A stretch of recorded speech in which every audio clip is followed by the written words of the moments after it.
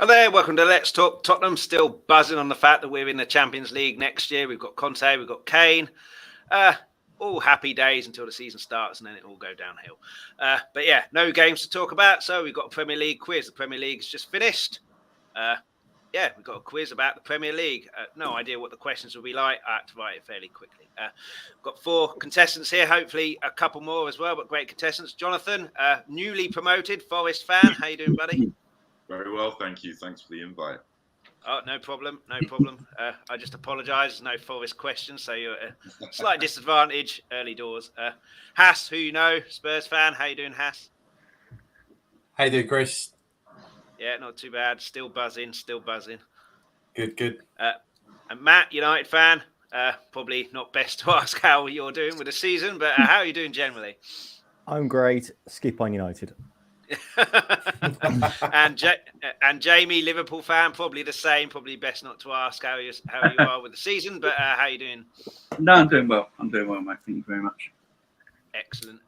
All welcome and thanks for coming on. Always fun doing a quiz, so always good to have people on. Bobby K in the chat. How you doing, Bobby? I will apologise, obviously, for people in the chat. Please get your questions in and everything. But obviously, if you are answering questions, I can't show them on the screen. So, feel free to play along. I'll let you know if you're right or wrong. I'll ask all you 4 as well to make sure you don't look at YouTube and the live chats coming in. Ian, how you doing, Ian? Hope you're feeling better. Audio Artisan, how you doing, buddy? So, right, let's get cracking. Hopefully, this will work. Excellent. So this is the quiz. 40 points up for grabs. I think there's 5 rounds. So it's a first round, then the first round answers, second round answers, so on and so forth. So what I forgot to say, you will need a pen and paper. I didn't say that. So if you haven't got a pen and paper, I know Tommy on Hotspur Hood does it where he sends send me a message, but I reading through 4 lots of 40 messages. And feel free to play along at home and please hit the like, hit the subscribe, really helps. If you're watching live, feel free to get your comments in and play along. Obviously, like I said, I won't be able to read them out or show them on screen, but I'll let you know if you're right or wrong. And if you're watching on the replay, let us know how you did in the comments as well. It's also available on just podcasts as well. There's no pictures, so you should be able to play along as well. And Bobby K, good morning, Grandpa Ian. Congratulations on the new grandbaby. Yeah, congratulations, Ian. And like I said, hope you're feeling a bit better. Got COVID the other day, so hopefully you're feeling a bit better. Everyone got pen and paper? Yeah, the wife's just bringing some. So you got some cheer, you got some help.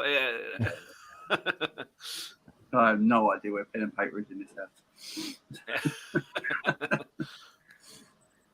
Let me just go and grab it, actually. I'll be right back. No worries. But, how are you feeling about Ten Hag, Matt? I'm not thinking about it just yet, mate, to be honest. I'm going to have a few weeks off. Well, okay. Good to see certain players leaving. But, it's going to be quite a few weeks. And I'm going to make the most of that, I think. But he's doing all right so far. He's doing his press conference and he's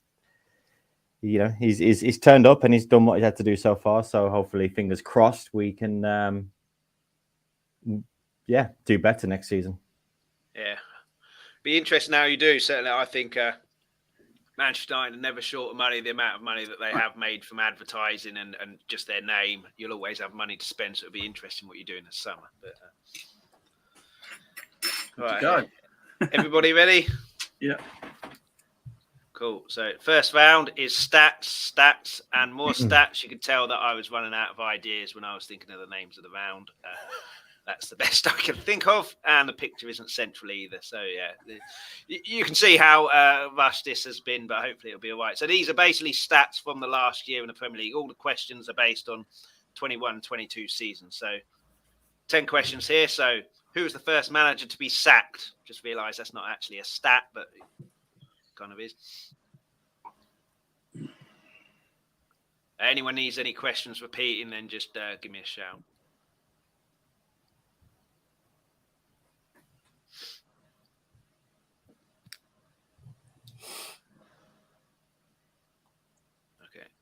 ready for the next one?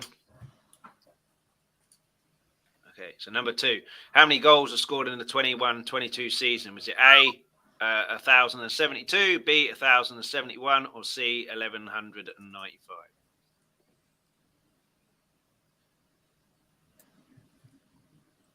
City and Liverpool scored most of them.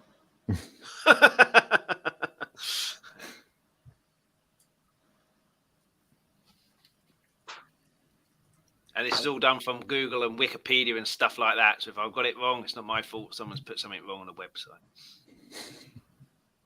Damn them. And I've been stupid enough to trust their website. Okay. Number 3. Who spent more days on top of the Premier League? Is it Liverpool, Tottenham, or Manchester United? Jesus.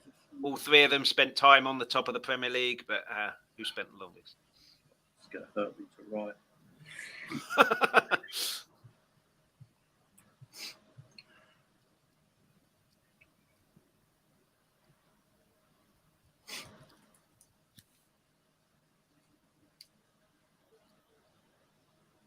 Okay, number 4. Who dropped the most points in a 21-22 season from the 2021 season? So what that means is teams had X amount of points in the 2021 season. In 2022, this is a team that had dropped the most points from that season. So went backwards, essentially. Oh, what a horrible question. Yeah. Thank you.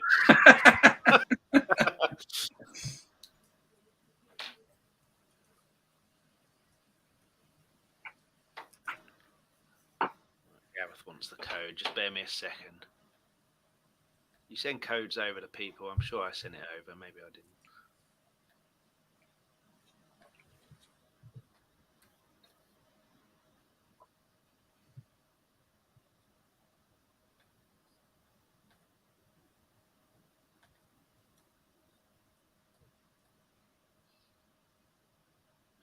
Yeah, sorry about this. People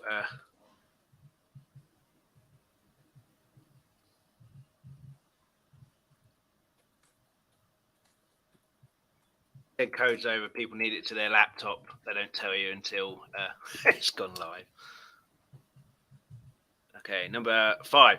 And then subsequently, who gained the most points in 21-22 from the 2021 season?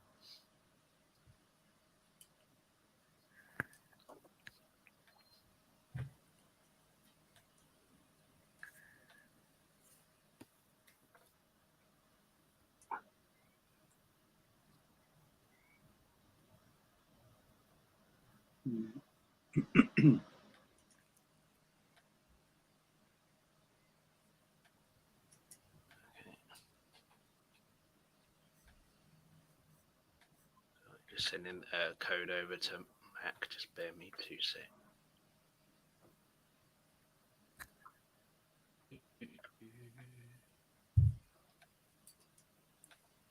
We'll obviously have to repeat these questions when he comes on, but To be honest, Chris, I need time to think about some of these, mate. So it's all good. okay.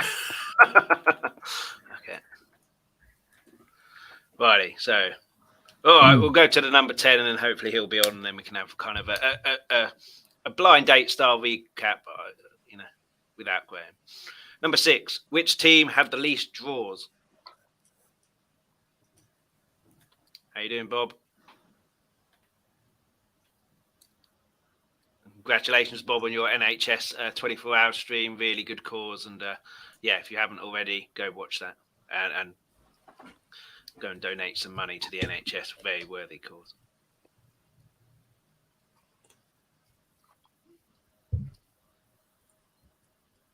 Okay. Number 7. How many hat-tricks did Ronaldo score in the 21-22 season? Premier League, this is.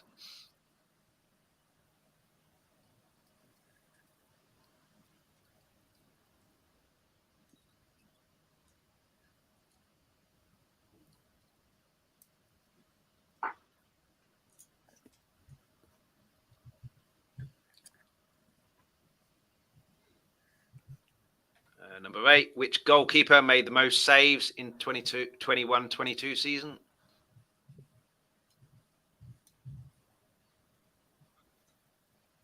I think I actually saw that as one of those stats on Sky Sports News, where they're clearly in the middle of the day running out of material. So Well, you watch Sky Sports News now. There's no material because it's literally the same every half hour.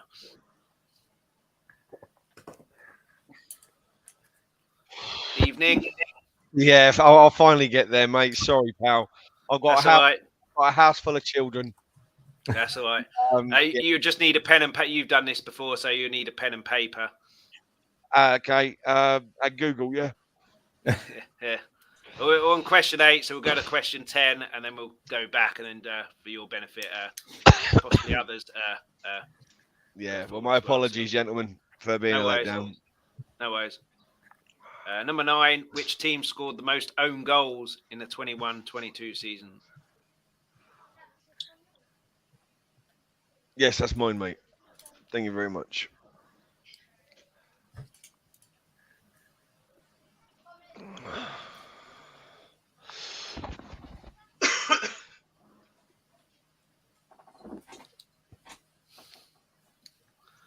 Mastermind Crosswood University Challenge. I'm not really sure what Mastermind or University Challenge is. You've been watching Audio Artisan, but okay. Last one of this round, number 10. He's been watching the one from the young ones, mate. Yeah. Which team hit the woodwork most times in 21-22?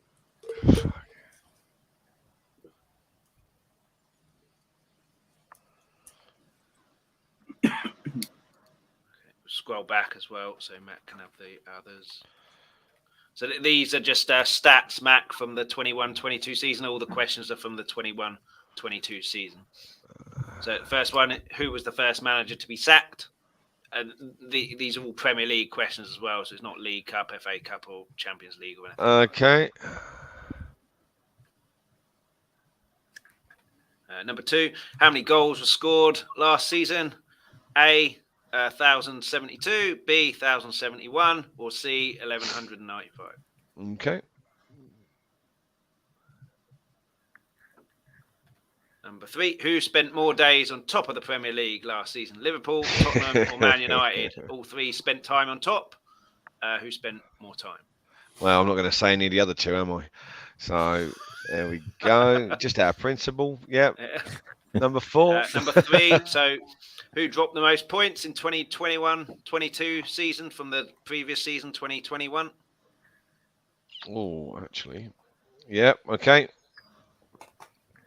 And then number 5, subsequently, who gained the most points from last season, from the season before? Okay. Number 6, which team had the least draws last season? Yep. How many hat tricks in the Premier League did Ronaldo score last season? Yeah. And then number 8 was, and then number 8 was goalkeeper, wasn't it? Clean sheets. Yeah, so we've caught up now. Yeah, which goalkeeper made the most saves last season? Okay. Number 9, which team scored the most own goals last season? And then number 10, which team hit the woodwork most times last season? So that's the end of round 1. Anyone need any repeating, or are you happy to go on to the answers? Answers. Do it. All good, mate. So number 1, the answer was Xisco Munoz. How you pronounce that from Watford? Hold on, sorry guys. Yes. I'm using the wife. So, oh, go away. No, I'm using the wife's laptop, and all of a sudden I'm getting phone calls coming in because they think she's working. Chris, do you get points if you don't know the name? I'll put down Watford manager. I'd have to say I can show you as well if you want. Listen. It's only because you're a Tottenham fan. I'd say yes. If you say Watford manager that could be any one of about 1,500. Oh, fair enough. Okay, cool. I didn't know his name, so yeah. Okay, number 2. how many goals? It's 1,071. Yeah, Yeah, I got that one. 1,072, I think, was the season before, and 1195 was a fair few seasons ago now.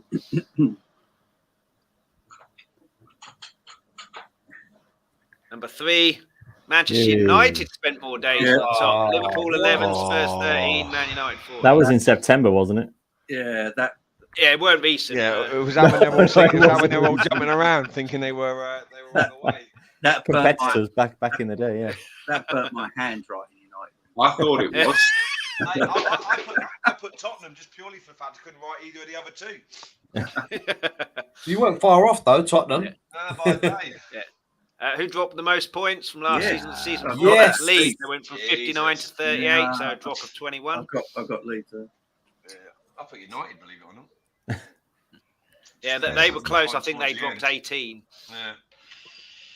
Who gained the most points? Liverpool, 69 to 92. I got that right, obviously.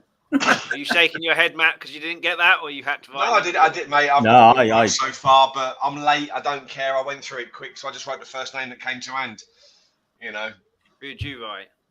I put Spurs, mate. Just I think half my answers are Tottenham. No, they're not.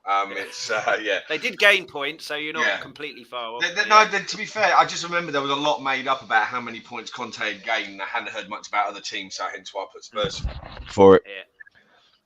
Okay, number 6. Which team had the least draws? That's Arsenal with. I got that one. I got that right. I put City. Thinking, you know, I put City as well. I'm glad I'm not the only one. Jonathan's the only one who's got all of these because he's been swatting up on Sky Sports News. He mentioned earlier for the I'm morning. actually yet to be off the mark, Chris. So Number 7. How many hat tricks did Ronaldo score? 2. Yeah, I got that right. And Spurs. Apologies, only Blondell's not any answer. For anyone who doesn't understand that, first Spurs quiz I did, Bob Spur, Jonathan Blondell for every single question. The second one he did, which he wasn't around for, there was an answer, which was Jonathan Blondell. But none in this one, I'm afraid, so a little hint for everybody. Number 8, goalkeeper made the most saves. Meslier, Leeds, 143. Yeah. I put Pope. I put Pope.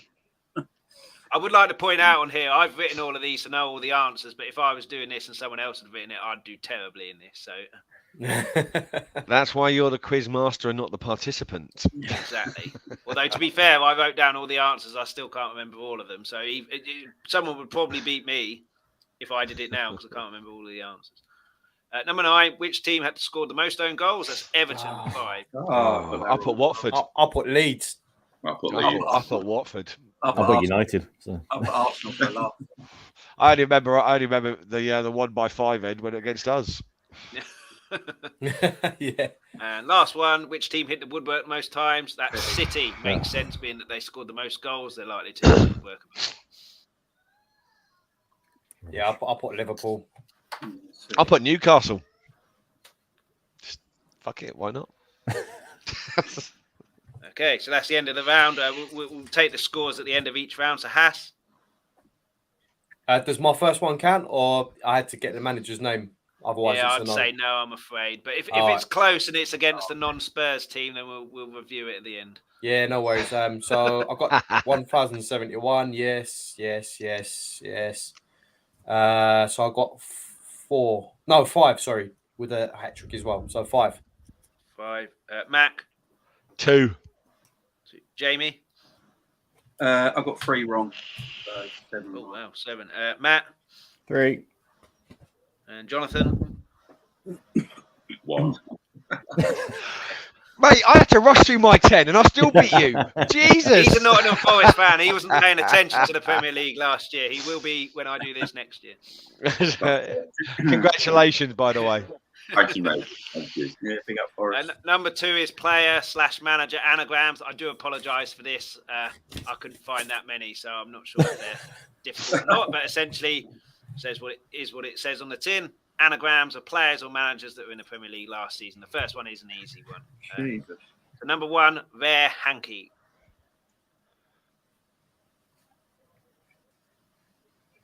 I hate anagrams.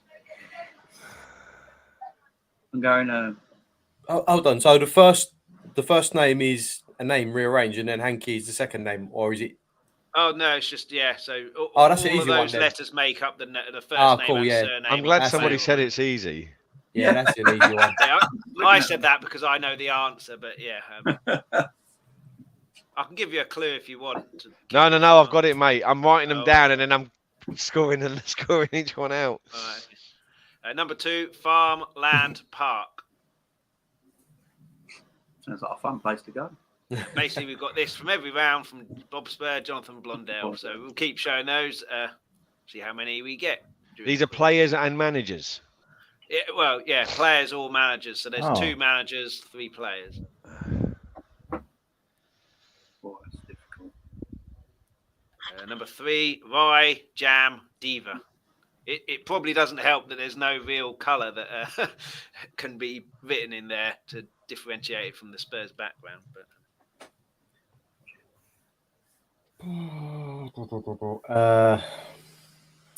I was going to do 10 of these, but I'm terrible at anagrams. I either see it instantly or there's no hope, so only 5.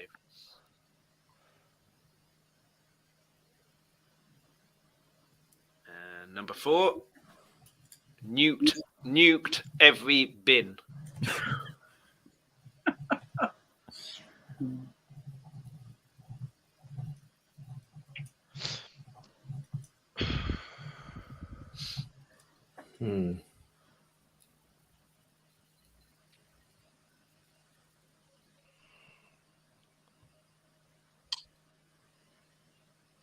Okay, and then you'll be pleased to know the last one, ardent verges.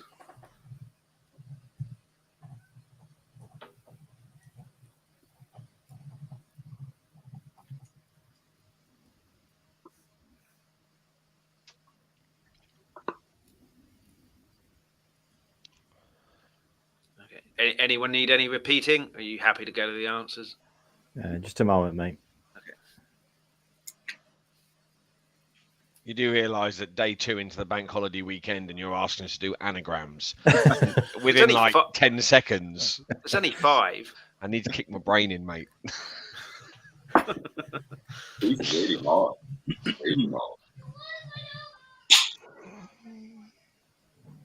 Yeah, I do apologise. I say I was struggling to find up rounds.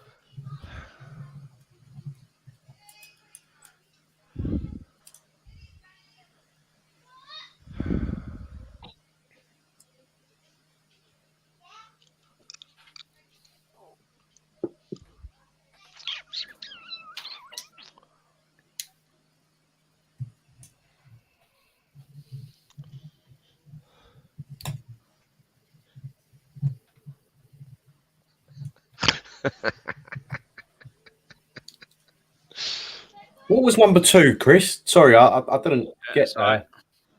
Farmland Park was number 2. Yeah, Farmland Park. We got Bob Spur. Didn't Rye Diva play for Arsenal? Apparently, he's a right little sport vegetarian. It's only because he knows what happens when you eat lasagna at Arsenal. I did say, Mac, as well to everybody, if you're on YouTube watching it, please, if you could turn off the live chat. No one's put any answers up yet, but apart from Bob Spur. Jonathan Blondell. But yeah, so obviously if people put the right ones down, if you could avoid those. But yeah, feel free to play along. Bob he's not doing too well at the moment with Jonathan Blondell, but yeah, feel free to play along. I obviously can't show them if they're right or wrong. But I can let you know if they're right or not.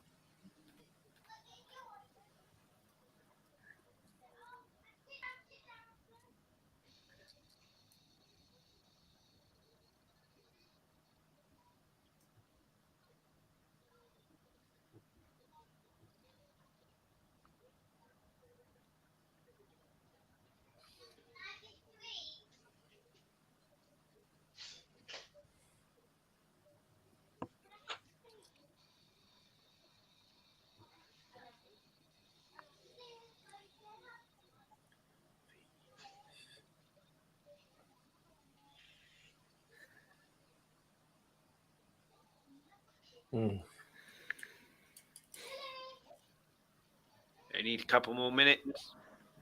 This is deep, Chris. This is deep.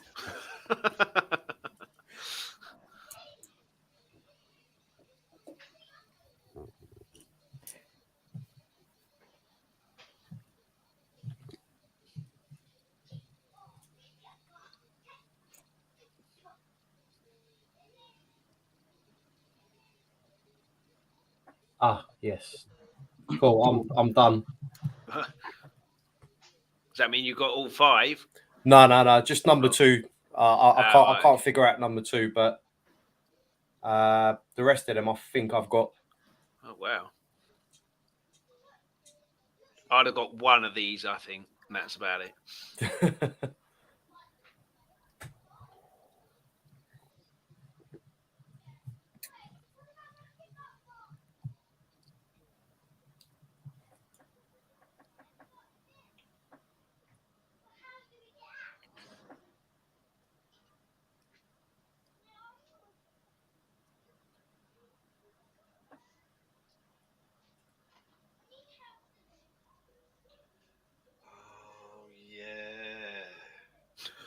Sorry, something's. You know when you look at someone long enough and it finally twigs. Yeah.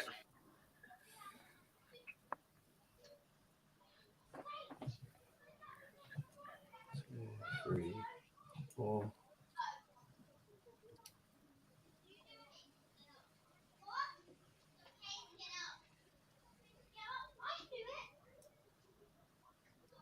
Yeah, I'm good. Okay.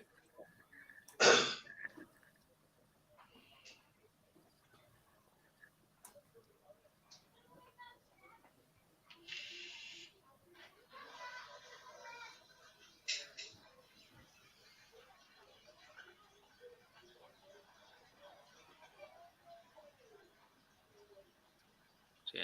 Other 3 guys, let me know when you're finished or when you want the Yeah, you answers. can do the answers. Yeah, I definitely want to get all of them, mate. So Jonathan, go you on. all right? Or Yeah, go on, mate. okay, so number 1, rare hanky. That's Harry Kane. Anyone have got? Number 2, Frank Number Lampard. Yeah, I Bram thought it was Lampard. current players. Managers as well. Oh, managers. Yeah, you're right. Yeah, Yeah. The other one's Waggate. Jamie Vardy. Yeah, Number 3, Vijay Diva, Jamie Vardy. The second most Kevin famous. De Bruyne. I was going to say the second most famous ginger in the league after Kulusevski. Yeah, so nuked heavy bin, Kevin De Bruyne. Yes. yeah, And somebody who slips up a lot. Yeah, so Arden Burgess, Steven Gerrard. See that, Steve? Be nice to Jamie. Be nice to Jamie. There's still probably quite raw that slip in whatever season it was. I didn't even see that, Steven Gerrard. Jesus Christ. I was going for Vestergaard. I was trying to make Vestergaard yourself fit a in fan. somehow. So, yeah, so that's all there is. 5 of that one. So Haas, how many did you get in that one? I got Harry Kane. I got Jamie Vardy, and I got Kevin De Bruyne. 3. Okay, Matt. I got all 5, mate. Oh, wow. Jamie. I only got one. Harry Kane. Okay, Matt. I got Frank Lampard and De Bruyne, so 2. 2. Jonathan. 3. Got Harry Kane, Frank Lampard, and Steven Gerrard. Excellent. Right, okay. So it's another 5 question round this time, but I've done this before, so this is the connections round. So first 4 are just general questions, not really anything related to football, but all the answers link and connect to a player in last year's Premier League. So 4 questions, random questions. 5th question, which player from last season links those questions? So number 1, which male name means full of goodness or man of prayer? I'll give you a clue. It's an Irish name.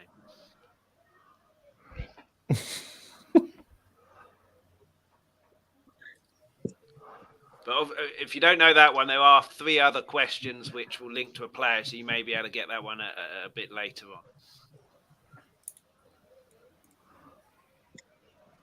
It is an Irish player. But it's an Irish name that it means full of goodness or man of prayer. It's not necessarily an Irish player, but could be, Right. might not be. I'm with you. Yeah. So number 2, what number vest did Michael Jordan wear for most of his career? I'm talking in terms of basketball, not when he was out and about shopping.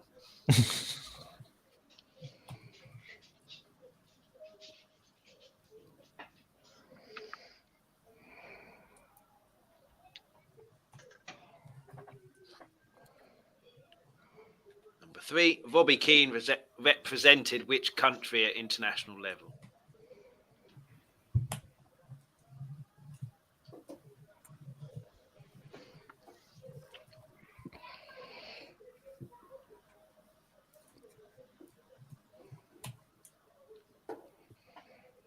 Number 4. Who was the main? Oh, I've written that wrong. The actual answer.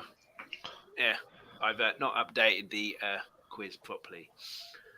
So I actually changed the question. So the question is, who wrote the lyrics for 1994's song "Can You Feel the Love Tonight"?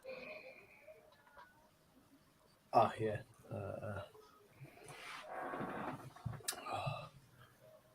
You get amateurs to do a quiz. This is what you get. Do we get a bonus point if we know the answer to that question as well? Yeah, you can do. You can do.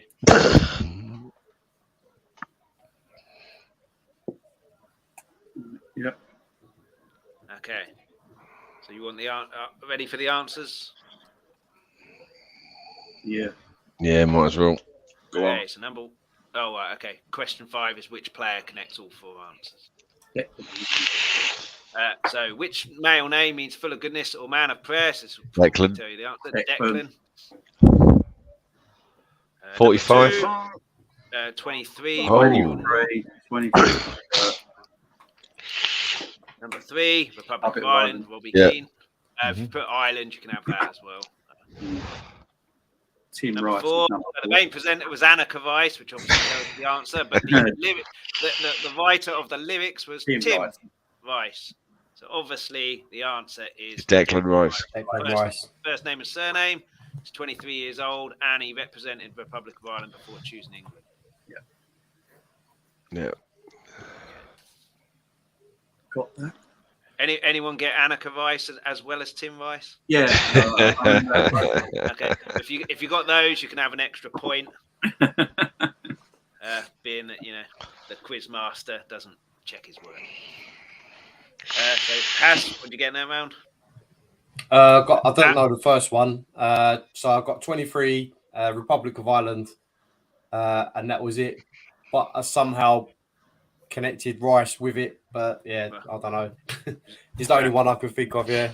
So was that 3? Yeah, 3 out of 5. Mac? 4. I got Declan, Republic of Ireland, Tim Rice, and Declan Rice. Okay. Jamie? All of it. Oh, is that including the bonus point? With Annika, yeah, because I wrote that down straight away.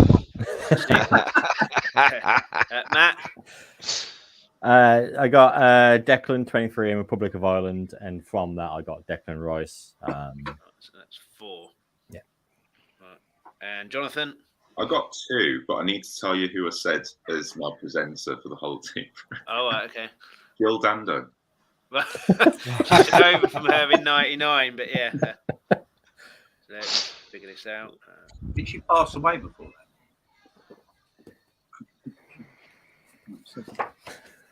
that? Yeah, he thought it was a surefire shot answer. Jesus. Oh, He went there. Mate, to be fair, if you've ever watched me on any show, I'm the one that goes there every time. Every time. The dark side. Yeah, unless I'm on with Rez, and then yeah. Okay. So 2 more rounds to go. These are all 10 questions, these ones, so 20 points left. So next one is which year? So did this happen in 2021 or 2022? Some easy ones, some difficult ones. I'd probably get about half of these. So number 1, the date of the cancelled North London derby to when it was due to be played originally. That's a trick question. So we just put in 2021 or 2022. Yeah, you don't need the actual date, it's just which year.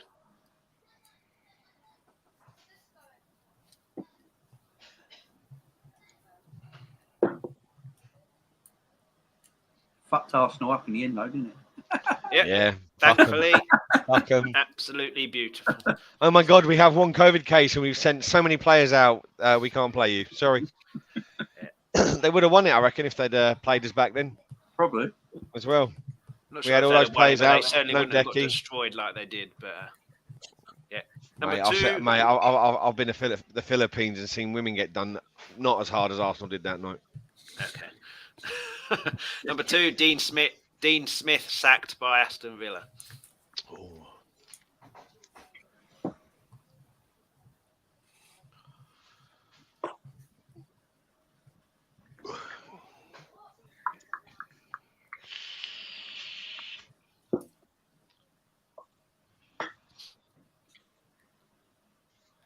3, Salah's goal of the season versus Man City.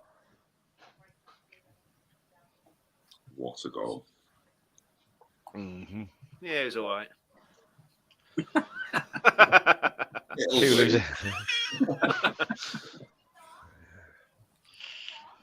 Number 4, Leicester beat Liverpool at the King Power 1-0.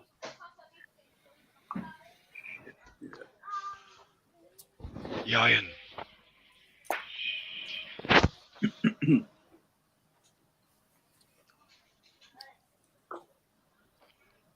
Number 5, Mikel Antonio becomes West Ham's all-time goal scorer. What a guy.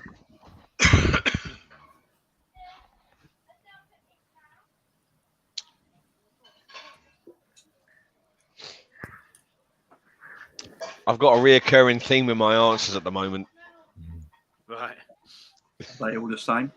Well, No, it's 1 year, then the next year, then back to the same year, then the next year. Okay,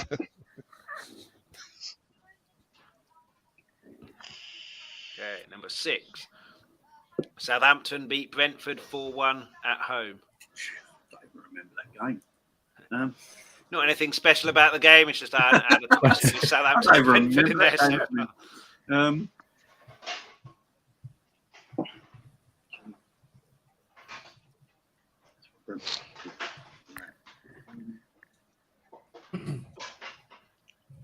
Yeah. Okay, number 7. Frank Lampard appointed Everton manager.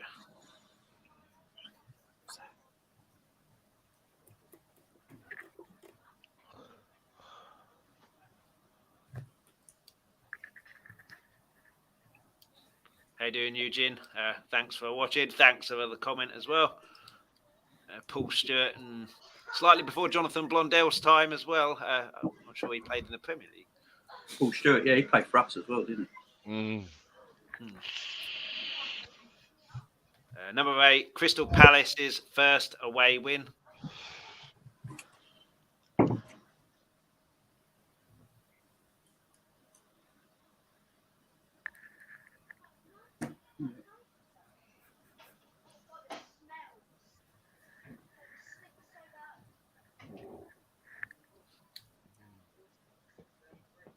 Number 9, Raul Jimenez's first Premier League goal of the season, obviously for Wolves.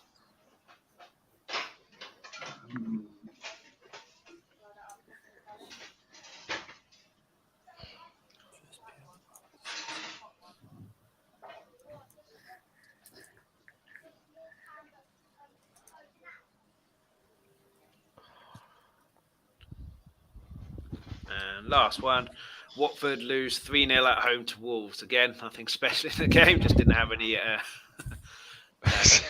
answers or questions about Leeds. Good. Okay,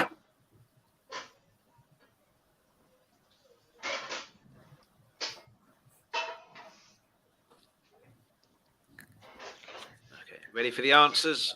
We need a bit of time. AUX mode. Excellent. So number 1, the date of the cancelled North London derby, originally due on the 16th of January 2022. So 2022 is the answer there. Dean Smith was sacked by Villa 7th of November 2021. Salah's goal of the season 3rd of October 2021. It's fairly early on in the season there. Yeah. Still daylight at 4 p.m. That's how Leicester beat Liverpool at King Power 28th of December 2021. So that's 2021. Just in 21. Yeah. That's the only team we didn't score against this season. Really? Yeah.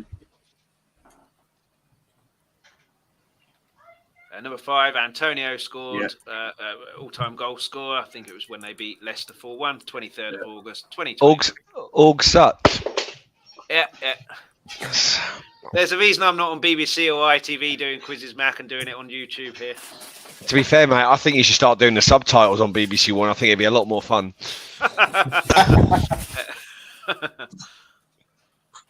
Like, if anyone's interested in watching from BBC One, I can do a PowerPoint presentation. Number 6, Southampton beat Brentford 4-1 on the 11th of January 2022.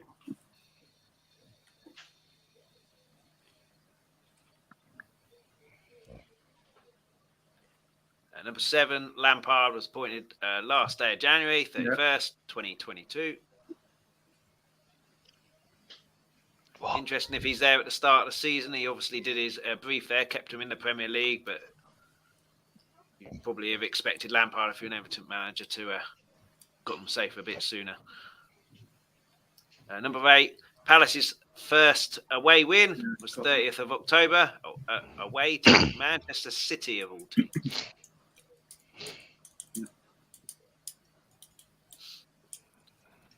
Number 9, Jimenez, 26th of September 2021. First Premier League goal when they beat Southampton 1-0. One more for a clean sweep. And last one, Watford lose 3-0 at home, fairly recent 9th of April 2022. So I'm assuming, Jamie, you got all 10? Yeah, all 10. Oh, well done.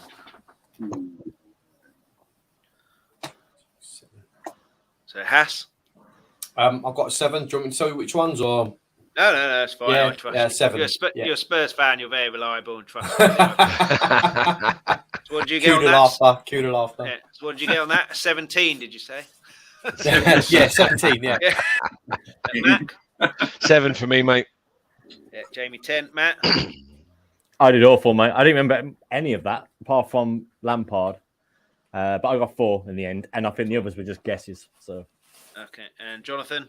I'm coming back fighting, boys. I got 9. Wow. Oh, wow. Let me just tally those up. Hang on. Nice. But will it be like Forest next season? Too little, too late. So I'm not going. Listen, I'm not going to lie.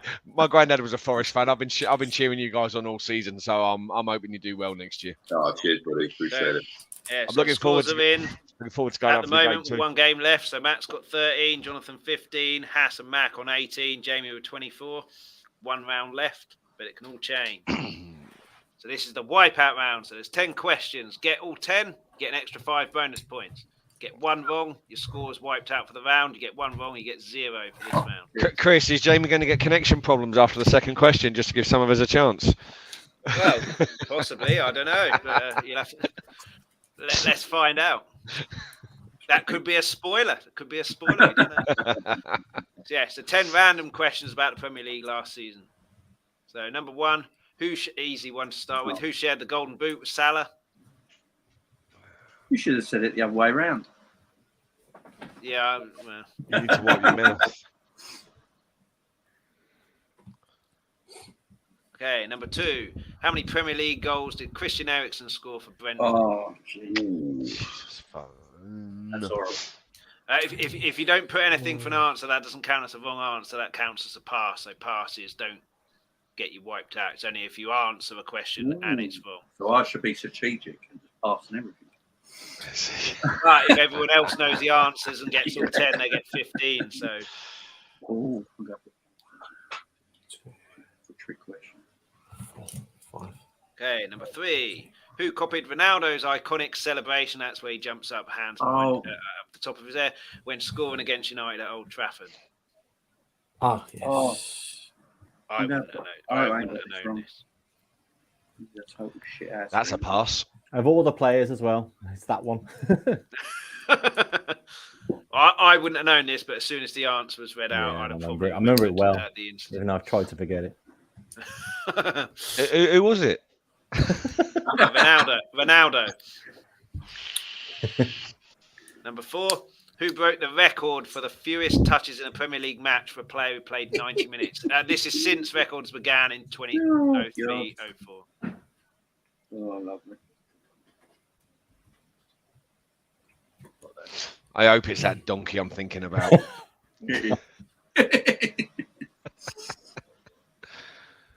Number 5. What ridiculous reason did Everton give for Richarlison throwing a flare into the crowd? If you read this or heard this, you'd never forget this. I don't remember what he said.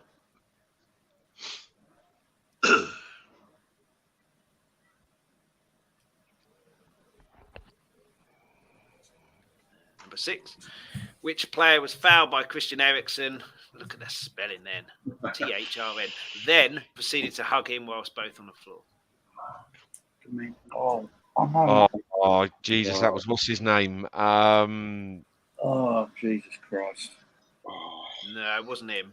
No. He was on the bench that day. No. Jesus Christ did hug him, but then sent him back.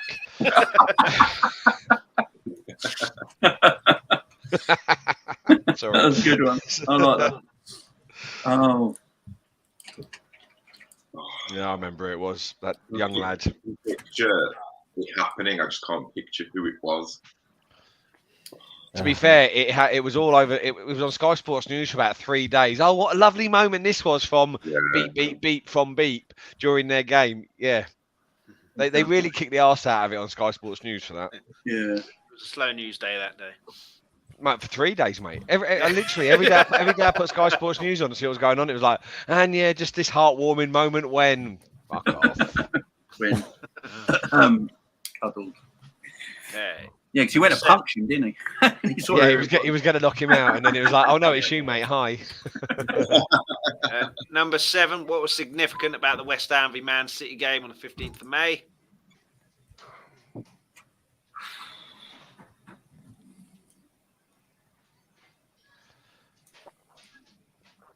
Oh. No. Oi, soppy bollocks. Shut the door if you're going to be kicking the ball about.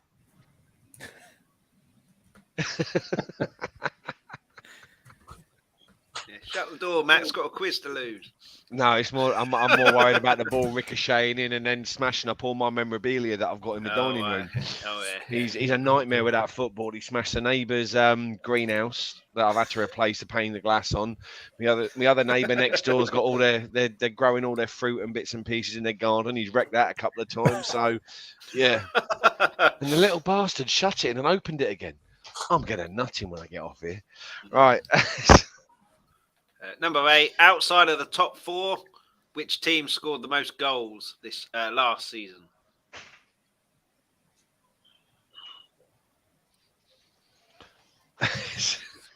Everyone else was fun. Oh Jesus.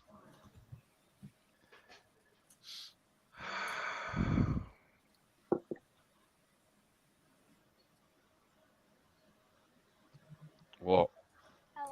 Hello. What are you doing? Oh, I'm going to go for a chance on this one. Yeah, I know we are. Oh, a chance. Ooh. Yeah. Controversial. Potentially. All right. Do you want to stay on the stream, dear? Say hello. Big man. Hello. They're all saying hi. Hi. Mate. Hello. Maybe you want to answer the questions. You might be better than your dad. Do you want to answer a question?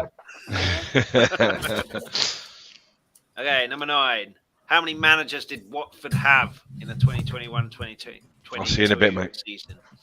They've had more men than Kim Kardashian, haven't they? Who said that? Yeah, that's quite funny. Yeah, they've had more fellas than Kim Kardashian, but less than Katie Price.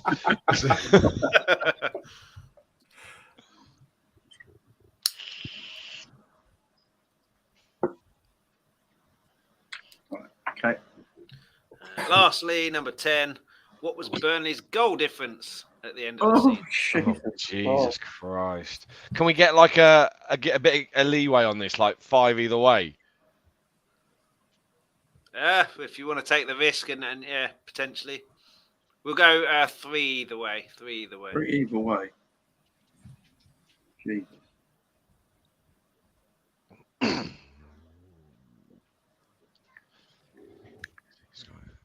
That round was like me playing golf. Front 5 was crap. Back 5 was better.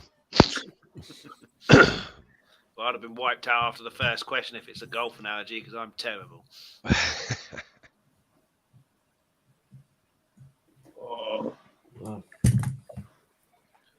think there's only one that I didn't answer, but yeah, the rest of them. I haven't answered 2 and I've answered Or the 2. rest. Or 2 maybe.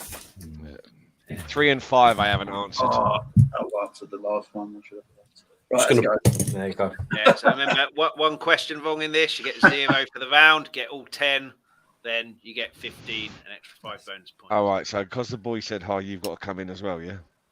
Hello. Hello. Say hi. They're all saying hi. Hiya. There you go. You want to start off now? No. Okay. Yes, we are. When this is done, when I'm done, mate, we're going. Aren't I? Great. Even better. See you later. Bye. Don't let the door hit you in the arse on the way out, yeah? Okay. So, question 1. Obviously, who shared the golden boot? That's Son. Son. In there, so that Son got a mention on the quiz rather than Salah, who's already had one. One goal for Ericsson. Number 2 versus Chelsea, and I think was it 4-1 that they won? They're the absolute obliteration. Yeah. I passed on it. Yeah, so Jamie passed, so that means no score on that one, doesn't wipe him out. Number 3, who copied Ronaldo's iconic celebration, that's Andros Townsend. I passed on that one. Everton. Of I all the wouldn't have known players. that, but as soon as it was read out, I'd have remembered it. Hilarious when he did it. I remember it now. Now you've said it, because I remember him saying he did it because it was his hero, not because he was taking the piss. Yeah. Oh, he was taking a piss. He can say. Oh, he was, mate. He was. Next one's got to be Lukaku. Yes. Yes. Crystal Palace, 7 touches. Yeah. What was it when I said 7 donkey? touches. Did that give it away? Oh man, Lukaku. His first touch is still in Milan, by the way. Jesus. Beautiful player.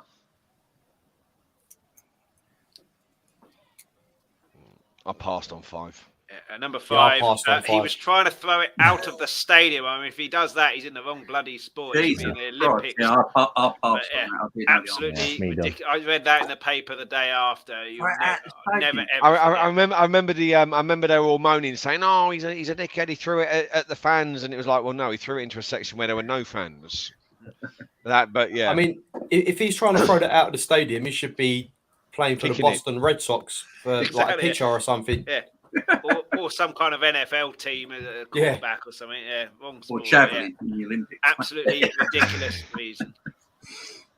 Number 6, Brandon Williams. Brandon Yes. Williams, Yes, Norwich get versus, in. Brentford, the player who was fouled So I by remember X it's the Man United hugging. low knee, wasn't it? this way all goes Pete Tong for me, because I've put Noble's last home game. Yeah. I same put here. down they would have won the championship if they won, but they drew, so they kept them waiting. Maybe I don't know. It was Mark Noble's Yeah. last ever Oh. West Ham match. So does Matt get a point for that? I'll let you guys choose. Well, it was his last. It was the last home game as well. So technically, both answers are right. What do you guys think? You're against him. I'm miles off the pace, so No, I'll give him that. I'll give him that. Okay, you can have that then. But yeah, gracias. official answer: Mark Because Noble's I put- last ever West Because Ham I match. put exactly the same thing, so he can have that. Yeah, Jamie, fair play, mate. To be fair though, technically though, it is right. It was his last home game. Number 8, outside the top 4, scored the most goals. Less 62. I had Arsenal. Yeah, they got 61. Yeah. Lucky there. Yeah, Leicester finished the season. Number 9, 3. would have had 3 managers: Zisco, Ranieri, Hodgson. 3. Probably about 17 with the managers that were in charge of training between those 3 appointments. Number 10, you can get three either side here, but the answer 17. is I put minus 20. Burnley's goal difference minus 17. So if you 20. put minus 16, 17, 18, you can have it, or plus 20, minus 20, 21, 22. You can have What was that actual minus then? What was that actual 19. 19. 19? So do I get a point then for 17? Yeah. Yes. Yeah. Lovely. Yeah, I passed on that. I won't take the chance. But if you got one wrong earlier, Hash, you don't get it. Doesn't matter because you're wiped out. Oh, you get. Oh, right. Okay, cool. No worries. I'm wiped out then. Okay. So I've got them all right apart from the ones I passed on. Yeah. No bonus points for me. So how many did you get, Mac? 8. 8. Jamie? Yeah, I passed on 3 and got the rest of them right. 7. Matt? 7, but yeah, number 5 got me. I didn't you know that. got- So I Get it got wrong it. or pass? I got it wrong. I guessed it's something else. And Jonathan? I got 7 and passed the ones I didn't know. So okay, so Matt finished on 13, would have been 20, but obviously the wipeout round got you there. Haas 18, would have been more again, but the wipeout round again got you. Jonathan 22, Mac 26, and Jamie played quite well and tactically in that round 31, so you're the winner. well done, Jamie. Does that make Well up done, for the mate. Champions League loss? Sorry. He's made it all up. I feel top of the world now. Top of the world. I'm going to do a Salah next year. Revenge. I've got. Yeah. I feel good now. Yeah, it was round 1 and round 3 that you kind of and 4. Pretty much all the rounds apart from the anagram. Yeah, apart from the anagram. Anagrams, pretty much all anagrams. them, Stuff I hate anagrams. yeah. I'm Well not, I'm done, not a Jamie. great fan of the last round. No. Yeah, I don't like the wipeout bit of it. It makes you tentative, doesn't it? Yeah. It makes it slightly interesting if someone's not running away with the lead, I guess. Not Yeah. surprised though. Well- To be fair though, if we had a City supporter on, it probably would have been neck and neck between the pair of them. So you know, Yeah. But yeah, I mean, if You've got to find Jamie had one made first. one mistake and got one wrong, then it would have been open Yeah. for whoever. That's what I was thinking. Yeah, we used to do that at the pub. So we got the first 9 questions right, weren't sure, and the 10th I went for it, got greedy, got dollar signs in my eyes, and got it wrong. and you've never been back to the pub quiz since. Yeah. Well, I have. I just had to sit on my own. I wasn't allowed to join any teams. Yeah. Yeah, let us know how you got on in the comments. Obviously, if you're watching the replay as well, let us know how you got on. Did you beat 31? It's out of 40, so 31 out of 40 is pretty good going, Jamie. But everyone Hey, would have got Kirsty. over half. Obviously, if the wipeout round kind of destroyed people on that one. But yeah, everyone got over half. So yeah, well played, everybody. That's fun, man. That's good. I like quizzes. Yeah, big up to everyone in the chat as well, by the way. Yeah, absolutely. Yeah, and yeah, let us know how you got on in the chat on YouTube. Yeah, and if you're listening to the audio podcast as well. Yeah, and, we've got a comment here from Kirsty. Liverpool have to win, or they'll think of a million reasons why they didn't. Let's play nice. Let's play I'm nice. not like that. I'm not. Yeah, let's play nice. Let's play. I nice. went live on my own. No. Listen, Kirsty's spot on. Yeah, she's bang on there, mate. Bang on. I went on my channel minutes after we lost that Champions League final and just admitted defeat. You got to admit defeat. When you lose, you lose. Simple as that. I do have to say as well, I was on Jamie's channel for the preview when we went to Anfield, and yeah, not just because he's on here blowing smoke over his backside, but yeah, he's not like the Liverpool fans that I've seen that are, excuse. Just on that, Jamie.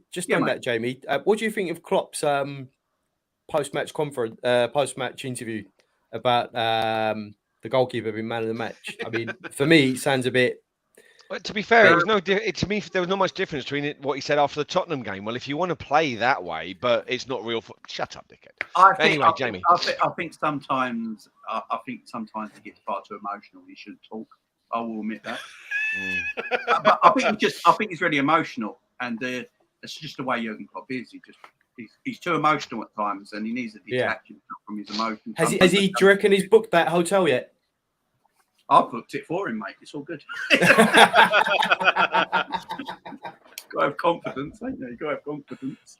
But no, look, he does talk too much. I mean, to be fair, Courtois was the difference on the day. I mean, he was just absolutely top quality. But And at VAR. the same time, he should have really said, our boys weren't clinical enough as well at the same time. Yeah, So, exactly. I mean, his save for Mane was unbelievable because Mane leathered that. Yeah. And the reactions to just get any kind of touch, he obviously got lucky because it hit the post and then kind of fell at a nice place for him to gather, where it could have on another day gone in or fallen straight to a Liverpool player for a tap-in. But yeah, that save was unbelievable. Yeah, I will say though, in that final, that is the best. I've never seen a Real Madrid team pay so much respect to one team in the Champions League final in my life. So that just shows how far we have come as a team. But yeah, at the end of the day, we weren't clinical enough. If we were clinical more, we would have been European champions. It's simple as that. It's no excuse. It's very, very similar to our game our final in 2019. I thought we were the better team. Obviously, you didn't set up to play like that. We had Allison in goal, didn't we? But the penalty kind of decided that for you, and then you play a counter-attacking game. But we had all of these chances. It's just I can't really think of any clear-cut chance. The Son had a kind of one-on-one, but Van Dijk covered it well, so he couldn't shoot. Yeah. But other than that, I can't think of any. There weren't a lot. Proper clear-cut chance, but I thought we were the better team. Alisson made and then saves, the Origi sucker apparently. punch right at the end, which then killed the game. Alisson made 8 saves, and I think Courtois made 9 in your final. Alisson made 8 and got man of the match. So it just what Klopp said was totally contradicting what happened 3 years ago. Yeah. Alisson got the record, didn't he, for most saves by a goalkeeper in a final, which obviously Courtois was now taking that record. But that's what I'm saying. Sometimes he's too emotional. He should just try and take his emotion out of it when he talks to the press, because then it gets clipped up and it makes him look silly. I do agree. What do you think of your season overall?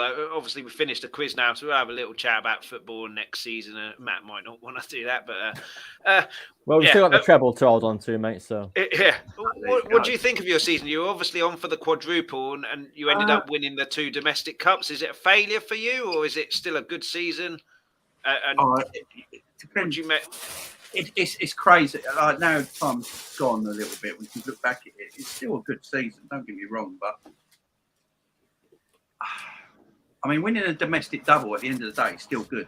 What annoys me about it is that people tell me, especially me as a Liverpool fan, always come at me and say Jurgen Klopp don't take the FA Cup and League Cup seriously. That's what a lot of Liverpool fans say all the time. So in August, he decided I've got the squad now. I'm going to take it seriously, and we win it. And then rival fans say, "Oh, they're Mickey Mouse Cups anyway," and all that because we won it, so the goalpost got moved. But we had a good season. We were as close as anyone. I think the quad is impossible. I don't think anyone can win it. If this Man City and Liverpool team the last few years can't do it, I just don't see. The Man United team in 1999 couldn't do it, and that was an amazing team as well. So if you look at the teams that have tried to do it and not been able to, I think it's an impossible feat. But to come as close as we did, I mean, let's be fair, on the last day of the season, with 15 minutes left of the Villa City game, it was 2-2 and Liverpool winning their game. So we came that close. The Real Madrid final is just Madrid being the best team in that competition of all time and just knowing how to win that match. I thought they were always going to win that just because they were out against Chelsea, they were out against City. And they still won and the they game. managed to get themselves through. So I thought that So I look at it like that, finished on 92 points in the league again, losing the league by 1 point is heartbreaking. Losing Champions League 6 days later is heartbreaking, but having 2 domestic cups, it was a good season. It's not a failure of a season. I've heard a lot of Liverpool YouTubers and a lot of Liverpool fans say it's a failure. I can't see how it being a failure of a season. It's not. If any other team did that, they'd be jumping from the roof. Yeah, exactly. I think it's just because the players we got in and the team we got at the moment, the manager we got. I think a lot of people think it's a failure. But next season, I think going into next season, I think Klopp will go back to not taking the FA Cup and League Cup that seriously and just concentrate on the Premier League and Champions League. Is that the one you want, or he wants? Yeah, I want the Premier League badly because the rivalry with Man United is obviously the real thing in the league. It's not the City rivalry.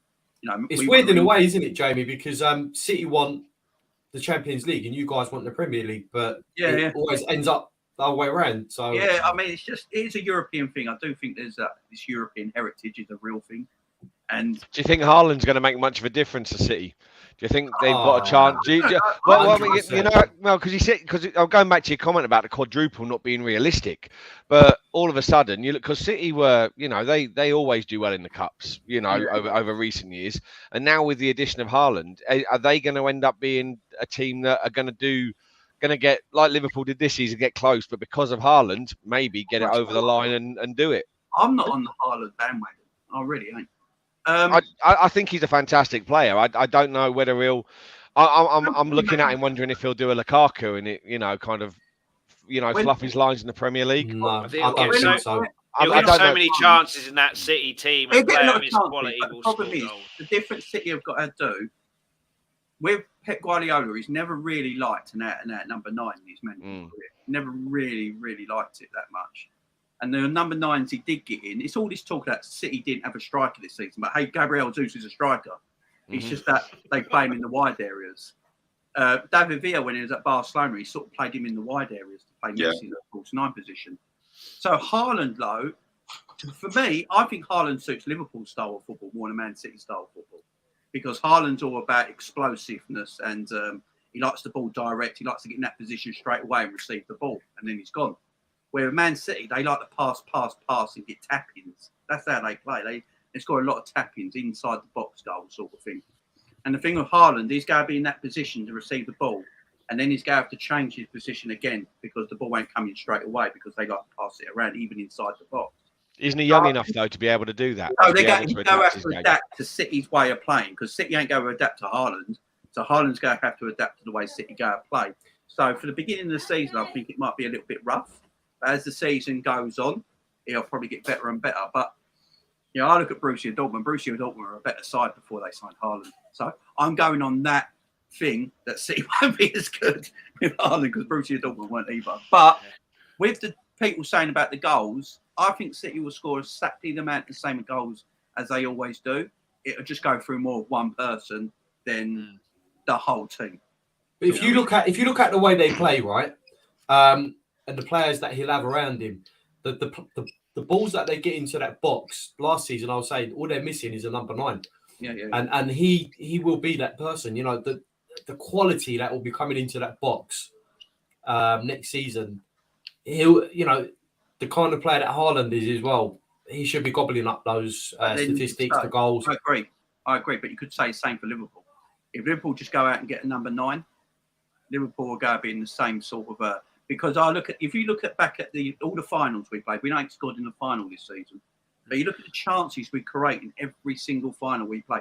If we had your guys Harry Kane or Lewandowski or something like that in that he's team, not for sale, I'm afraid. Oh, we would stay in London. But if we had a proper number 9 in our team in that Champions League final, we'd be sitting the European champions right now.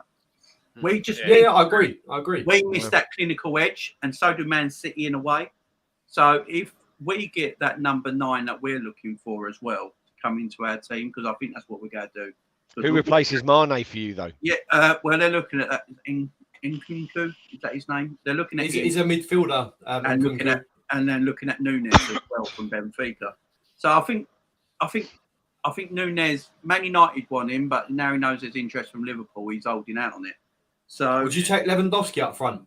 I've been if you go on my channel, I've been talking about Lewandowski non-stop. That's a short-term option. Bayern Munich want to sell Lewandowski. Bayern Munich wants Sadio Mane. They can't. There's a deal to be made there, isn't there? Yeah.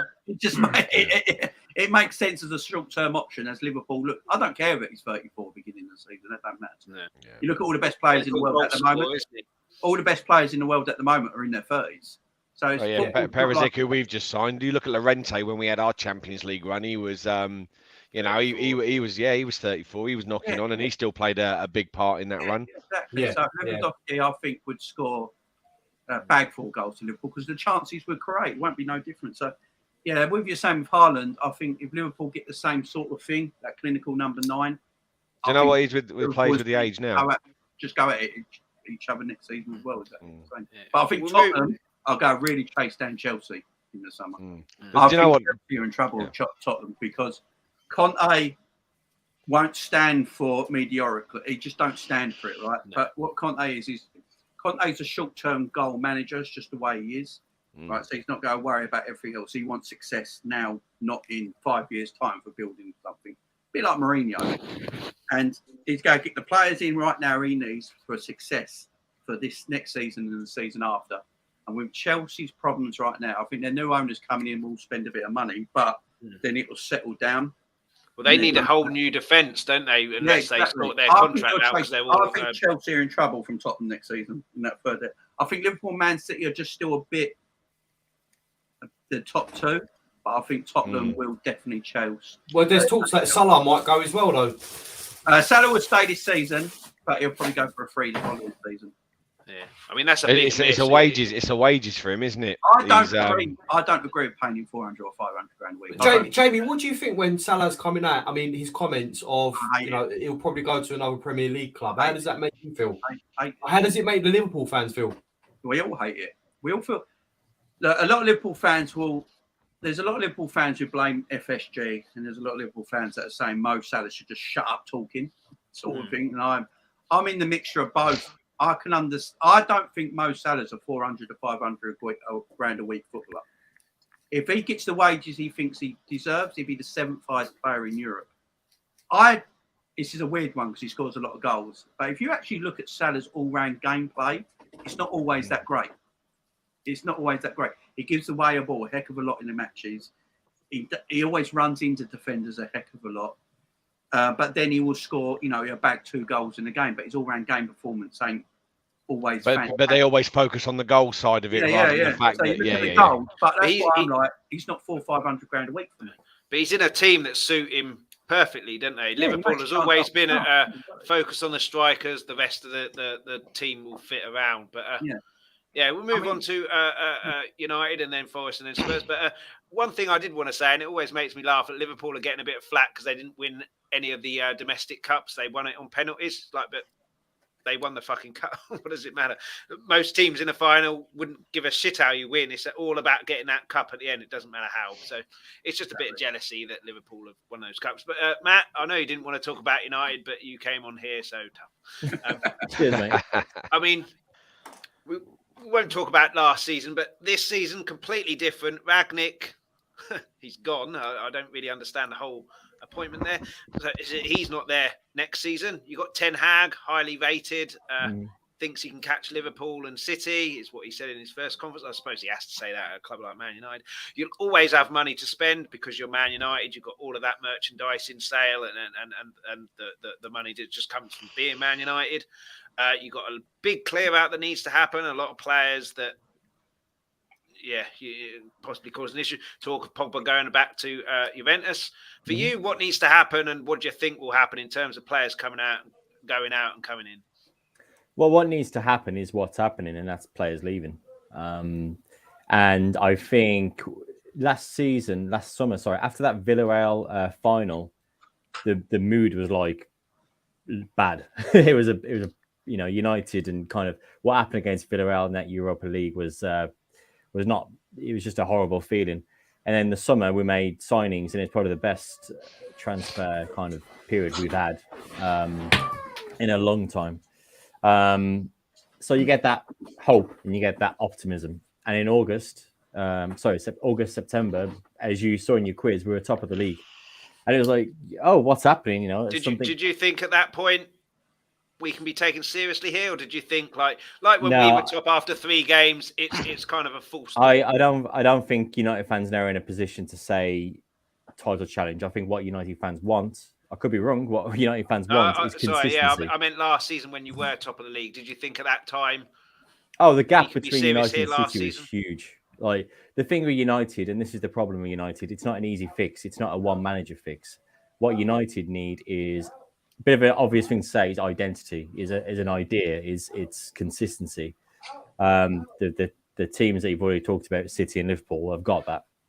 Now, for Matt, United, do you think Ten Hag is realistic in what he's saying in his press conferences at the moment?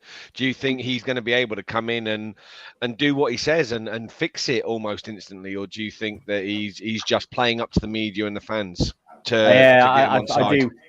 You take it with a pinch of salt because we've not got a team, we've not got the foundation to build upon.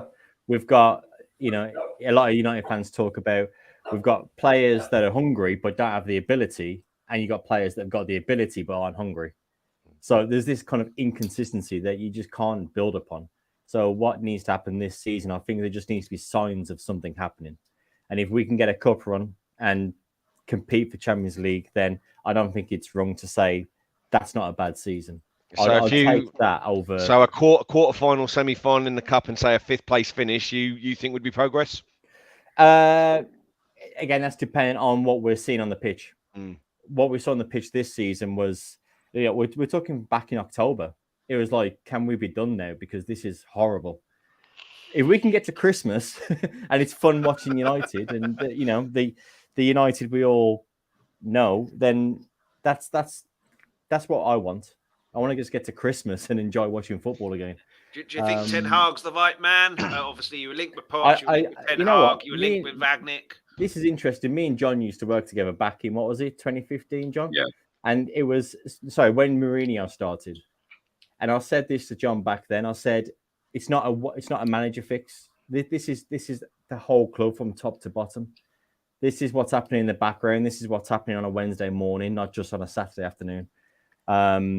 If we can see progress this season, then it will be everyone's kind of, we're seeing signs of a club finally trying to move forward and not making big name signings for the sake of it and panicking on the transfer market. I think my fear of this season is we need so many players that how long is that going to take for all these players to settle? And because we've got a lot of kids coming through. Sorry, John, James Garner's one of them that could, potentially fit in next year. But you've got that Hannibal guy who's the only player who looked like he cared. And Garnacho as well, who's 10 minutes who's looking great. Against Liverpool.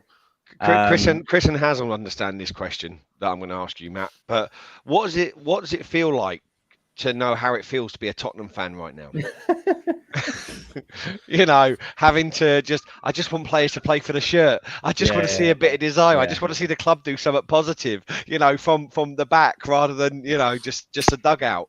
It must be a strange feeling considering you guys at one stage were at the absolute pinnacle of world football, let alone just the Premier League.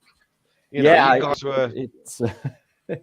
It must be a hell of a come down, and I'm not trying to be a dick basically and take the piss. I'm not genuinely, but it must be a really really strange feeling to have been this amazing, this amazing club that everybody revered and aimed to be like, and now you sound like what Spurs fans have sounded like for the last 20 years. It's when you see the problem is it's quite overwhelming, isn't it? When you see the problem is not something as simple as signing a couple of world-class players.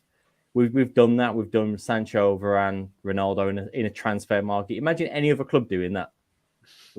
It's insane, isn't it? Knowing that players aren't the answer, the manager's not the answer. It's totally out of your control. Yeah, that's horrible. It's we can relate to that. We sympathise. That hence the question. It's a horrible feeling to have, mate. But at the same time, I'm not gonna sit here and say, well, United are entitled for this and that. No, they're not. Other clubs across Europe, as big as United, have ups and downs, but I don't think I've seen many of those clubs have, apart from maybe Milan, I don't know, but I've downs the way United are at the moment. I could be wrong. To be fair, the worst down that I recall in Premier League history was Leeds. Obviously you haven't gone that bad, but it's not nice. Do you think your managers are still kind of in the stage which it's understandable if they are, but they're still compared to Ferguson, who for me is going to be the best manager that's ever been involved in my lifetime. I was too young to see kind of Brian Clough in his pop, but in terms of Ferguson, he's just. I mean, we've spoken about this time and time again. The stories, come on, lads, it's Tottenham over 10 or 2-0. Loss and win 5-2. But do you think the managers are still compared? Because there'll be a lot of fans, certainly, 25 to 30-year-olds, only know Ferguson and what's gone on since. So they don't see the struggles that you and we both know Ben, who's been on here before, who's been a United fan since before Ferguson. So doesn't understand that struggles. These fans only see the success that Ferguson brought. Do you think that Ten Hag's still going to be compared to him, or do you think the fans will let him go and do his stuff? I think if there's any reference to Fergie, I think it's coming outside of United. I don't think it's coming from United fans. I don't think there's that comparison anymore. Like people like me, you mean? Who?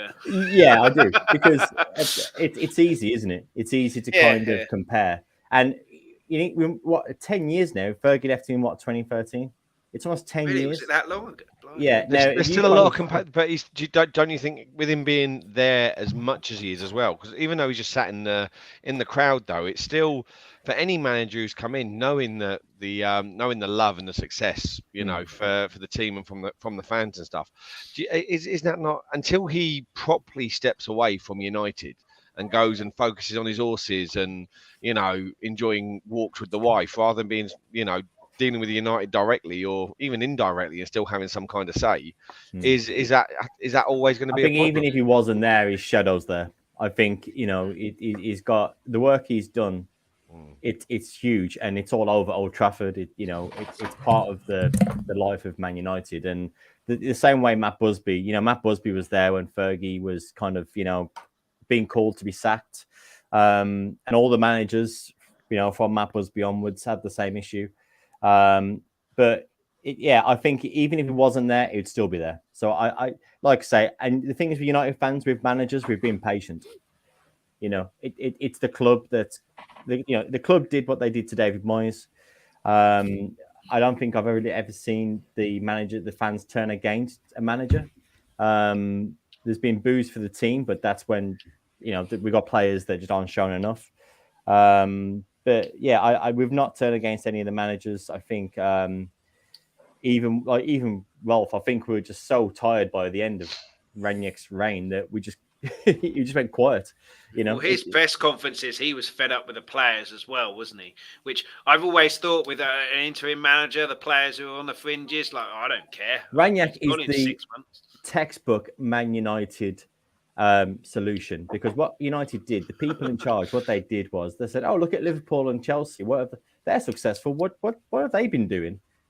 Look at their managers." And we saw Ranieri was available, and he was meant to be like the godfather of this generation of managers. It's like, yeah, let's bring him in without really doing their research. I think that was the strangest thing for me. With He'd stepped away from management.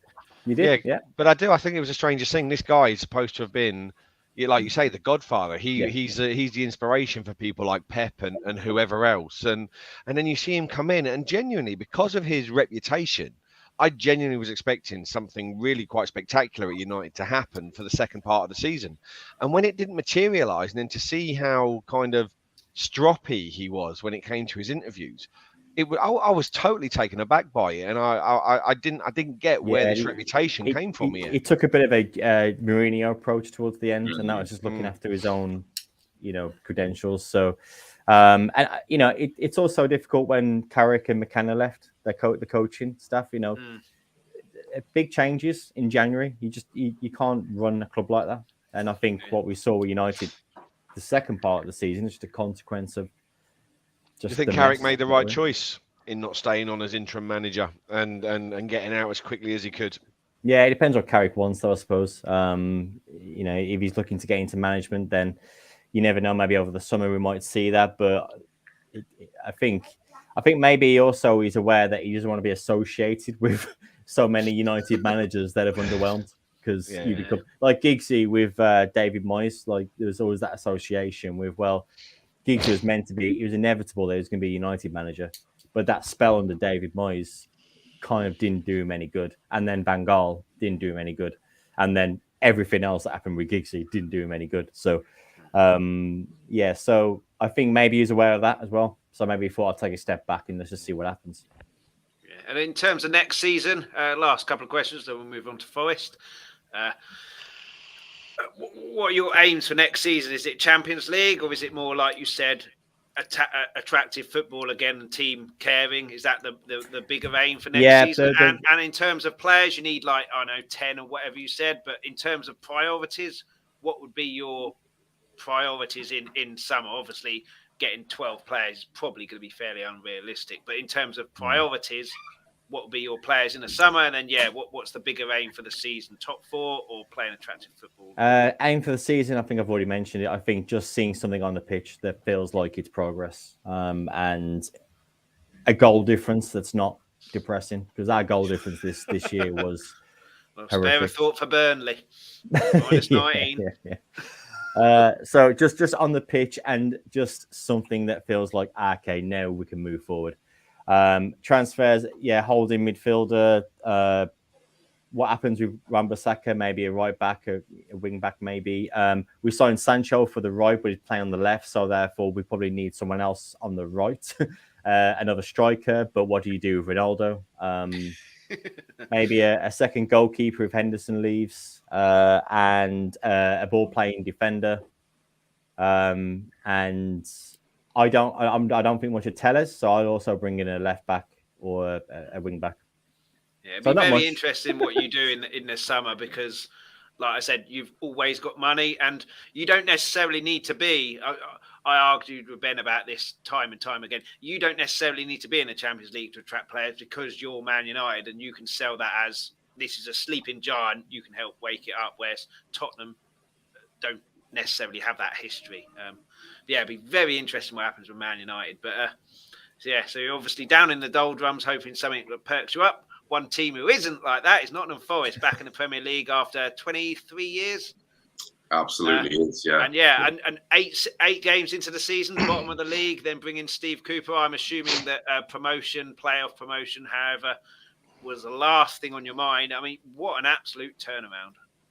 Exactly right. And if you'd have said to me, the sad thing is, if you'd have said to me 5-6 games in, would you take 17th this season? I think if Forest fans were honest, they'd have snapped your hand off. And we've just got promoted. That is just... That I cannot overstate the job that Steve Cooper has done.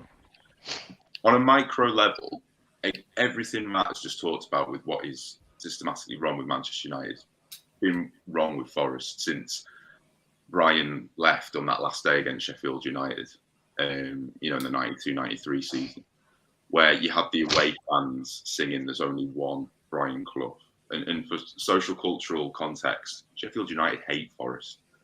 This is deep into the mining strike of the 80s, and Forest, Nottingham as a city crossed the picket line and all that, and South Yorkshire clubs just don't like Nottingham because of that. And so to have a fan base that really dislike you, but to revere and respect a man, it just shows what Brian Clough did. But the point I'm getting to is, after that, the club just did not adapt to the way the game was going.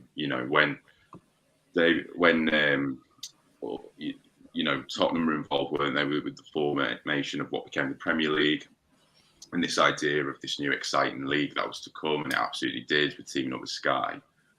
Clubs like Forest just didn't adapt, and that was exemplified in the way that we yo-yos in the 90s. I think there was 3 relegations in the 90s, 2 promotions, and then by the time the 2000s hit, we went down to League One, boys.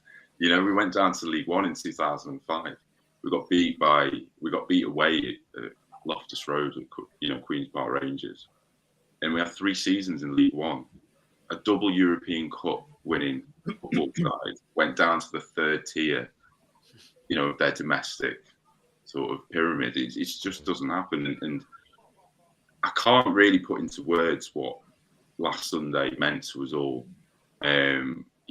Just even there at Wembley, the people who, there was, without exaggerating, there was probably about 18 to 20,000 Forest fans who didn't have a ticket, who just went to experience and soak it up. There were Forest fans in the Huddersfield end because they couldn't get tickets at Wembley in the Forest end, so they just chanced their arm and went in the Huddersfield end. And come with 5 minutes to go, they just took their jackets off and showed that they had Forest shirts on in the Huddersfield. Just insane. And I don't know if you've seen it, but there's a moment just as the final whistle goes, and Steve Cooper just goes and sits down. Yeah, I saw that. Honestly, even the times where we've been absolutely shocking, 17th in the Championship, another manager is sacked.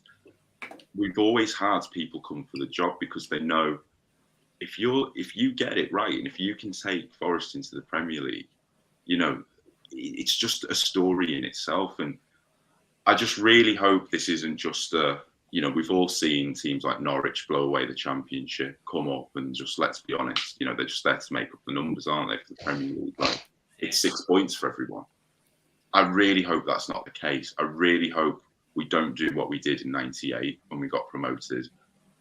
We sold Kevin Campbell, we sold Colin Cooper, That's why Pierre Van Hooydonk went on strike. We sold Steve Stone. Like, what are you doing? Like, literally, why are you dismantling the heart and soul of a team? You know, and let's have it right, guys. At that time, they were good players. You know, they were really good players. So, Jonathan, as well. So you're saying about things being done right this time. I've just been had a quick look on Twitter, and you're connected with Joe Rodon from Tottenham. Yeah. How does that feel? Because he's not been good enough to make the Tottenham first team since coming over. He's played very, very bit parts. Right. Do you feel like that's an ambitious enough signing for Forest coming up into the Premier League to go for a player who's not been good enough to even in this tie the boots to Romero? Let's be honest, because of how little he's done. You know, with you saying about the players that have gone, you know, when you from previous years. Do you think that's where Forest should be aiming? Do you think that's a possibly good signing, or are you thinking, oh, for fuck's sake, come on, show a bit more? Yeah, it's a great question, mate. I think first and foremost, we need to, because a lot of the we took a real gamble this season. Because a lot of the players that served us well, Jed Spence being one that we spoke about earlier, Jimmy Garner from Manchester United, they're all loans. You know, five of the players that really made a difference for us were all loans. So first and foremost, we need to keep those feasible. I think Garner's going to be incredibly difficult, isn't he, Matt? Because you know, he kind of plays into the Ten Hag playbook of, you know, he's young, he's got games under his belt. I don't think he'd be a starter for United, but I think he'd certainly be someone that he'll make a decision on late on, won't he?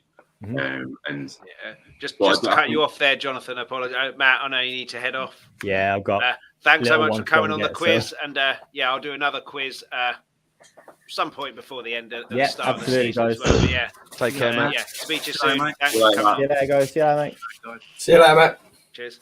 Sorry, Jonathan. No worries. So I think it's about getting those signings over the line if we can that have served as well. So Jed Spence, you know, can we get James Garner in on loan?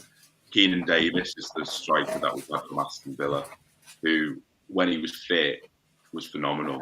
You know, I am talking championship level, of course. So, you know, but I think if you can get the ball to his feet, I was actually quite surprised at how pacey, powerful, what an impact he can make. To go back to, you know, Rodon, I don't know, in all honesty. I don't know if he's good enough. I don't know too much about him. We've been linked with Borgia as well from Chelsea, you know, who was at Southampton last season. He scored a lovely goal late on. I can't remember who it was against. I remember catching Match of the Day or Match of the Day 2, and he scored a really good goal. I remember thinking, he's got something about him. You've got to be savvy, haven't you? You know, the money that you get, they call it the richest game in football, don't they, the playoff final. The money that you get, you've got to be careful. You can't. Do you remember in, I think it was 2001 when West Brom came up with Gary Megson, they didn't spend a penny. Do you remember when they did that? And they were relegated by like November. It was ridiculous. So you can't do that. Equally, I don't want us to see us do a Fulham from a few years ago where they spent like 180 million. And it's about spending it wisely, isn't it? We've been on Spurs podcast talking about it. Levy does spend money; he just doesn't spend it on the players that we need. So that's the key that you need. With the odd one good signing from the bargain bin every now and again. So Højbjerg, for example. Whereas Liverpool, obviously the 4-1 loss at Wembley when we were playing there, Klopp says, "I need a goalkeeper, I need a defender." You go out and get the two of the best in the game. Money was spent wisely. Obviously, it wasn't spent as in coming from the board, it came from the Coutinho money, but it's spending wisely. And Fulham, I mean, their owner is more concerned about his wrestling company, I think, than football, which I've got a friend who's a Fulham fan he's not a fan of his for that reason, but they do have a lot of money, and it's like the Man United situation like Matt was talking about. We've got money, just spend a load of money out, and it doesn't necessarily mean what you spend it, but I think Steve Cooper will be smart enough to know that, I think. You'd like to think so. And he's very respected in the game. Jamie will know this from his time when he was at Liverpool. You know, Cooper was largely responsible for bringing Sterling through when Rodgers was there, but encouraging Trent Alexander-Arnold. His man management is insanely good. You know, the way he's just got this magic touch of knowing when to pull someone to one side. You won't have seen this, but earlier in the season in a home game against Stoke, our goalkeeper, Brice Samba, for whatever reason, just decided to lash out at Danny Bart and got sent off. And, think moments like that can cost you promotions, can cost you, titles, can cost you points. Even getting into the playoffs at that point didn't look like a dead cert. He pulled him to one side. He took him out the side for a few games. But when he came back into the side, he was just completely on his A game. And that is all down to Steve Cooper. And I think what I'd like to think is that can potentially get a really good signing over the line. If you're a Conte at Chelsea and you've got someone coming through, or you want to know they're going to a club where they'll be looked after, I'd like to think out the teams that have come up, Forest will be top of that pecking order because, we're known, I go abroad, you say you're a Forest fan, they know what that means, that because of the history, and there's not many clubs, that get promoted into the Premier League that have that pull, that have that history, that have that law. So I'd like to think that would be the case, yeah. And obviously it's just about, the dream would be doing what Brentford have done in the respect of, they weren't even in the relegation conversation come April, May. Yeah. That's incredible.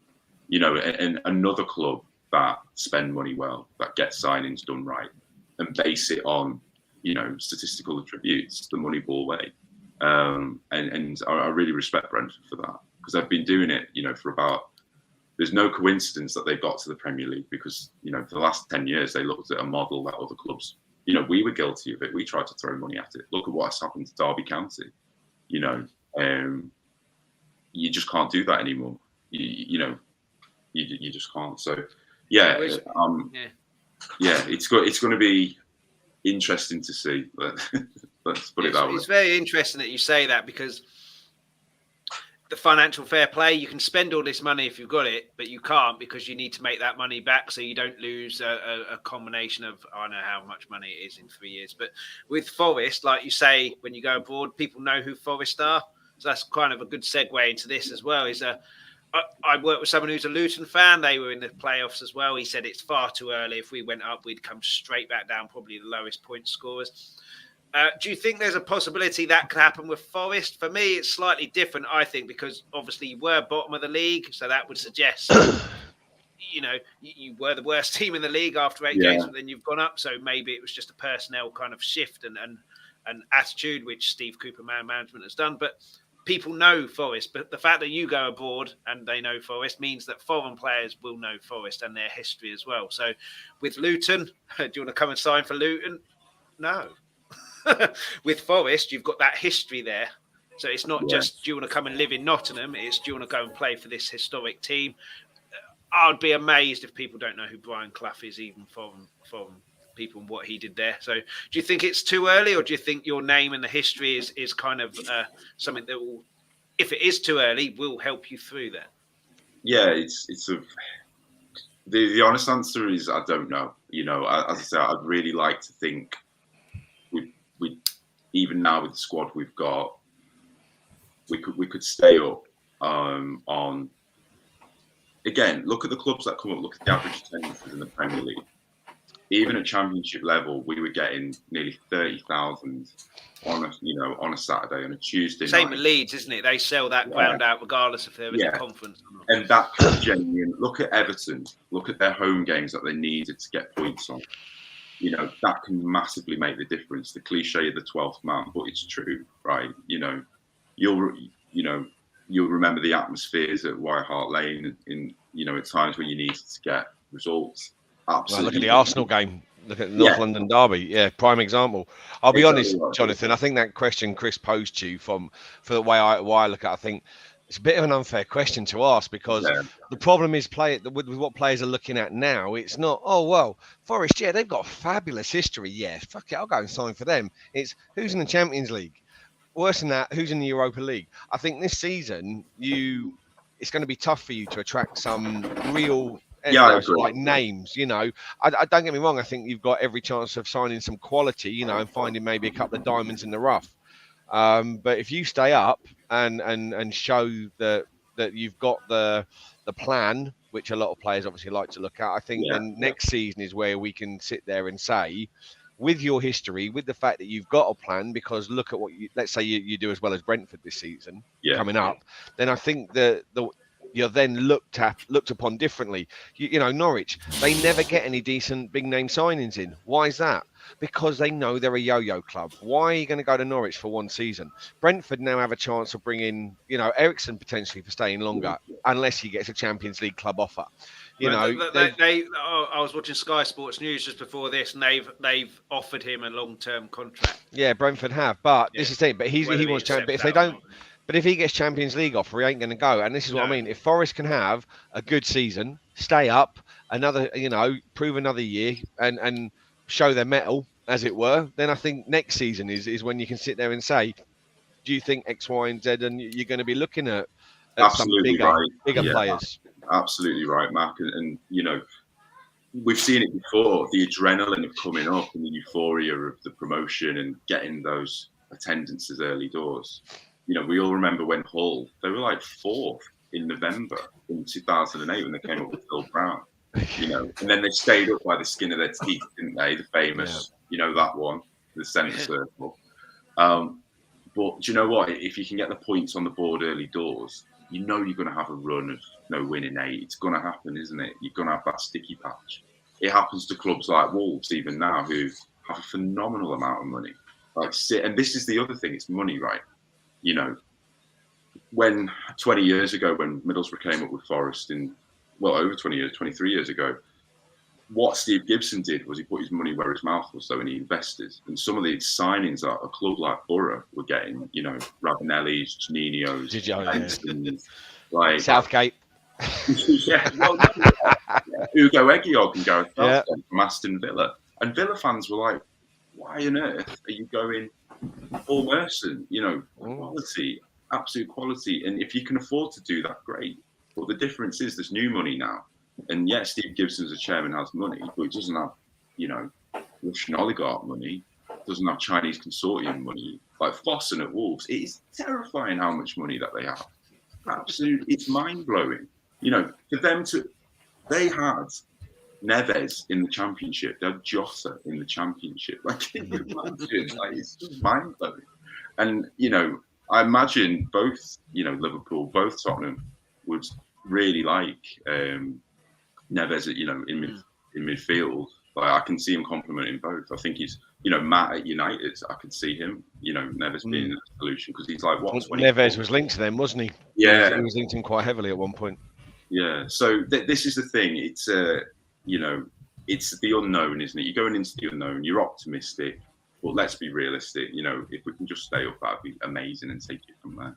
Yeah. And that's your ambition for you as a fan. It's, you know, top half's a dream. Anything above the relegation zone, happy days. I'm laughing all the way. Yeah, you've got to be realistic, haven't you? You have, and you know, I do think we can potentially find a few diamonds, as you said. Well, you never know, mate. Joe Rodon, if he came to you, he might end up showing you what he never got the chance to show at Spurs. Maybe he's a player that needs to be playing, like you say, Matt, needs to be playing every week to show what he can do. Bit part player.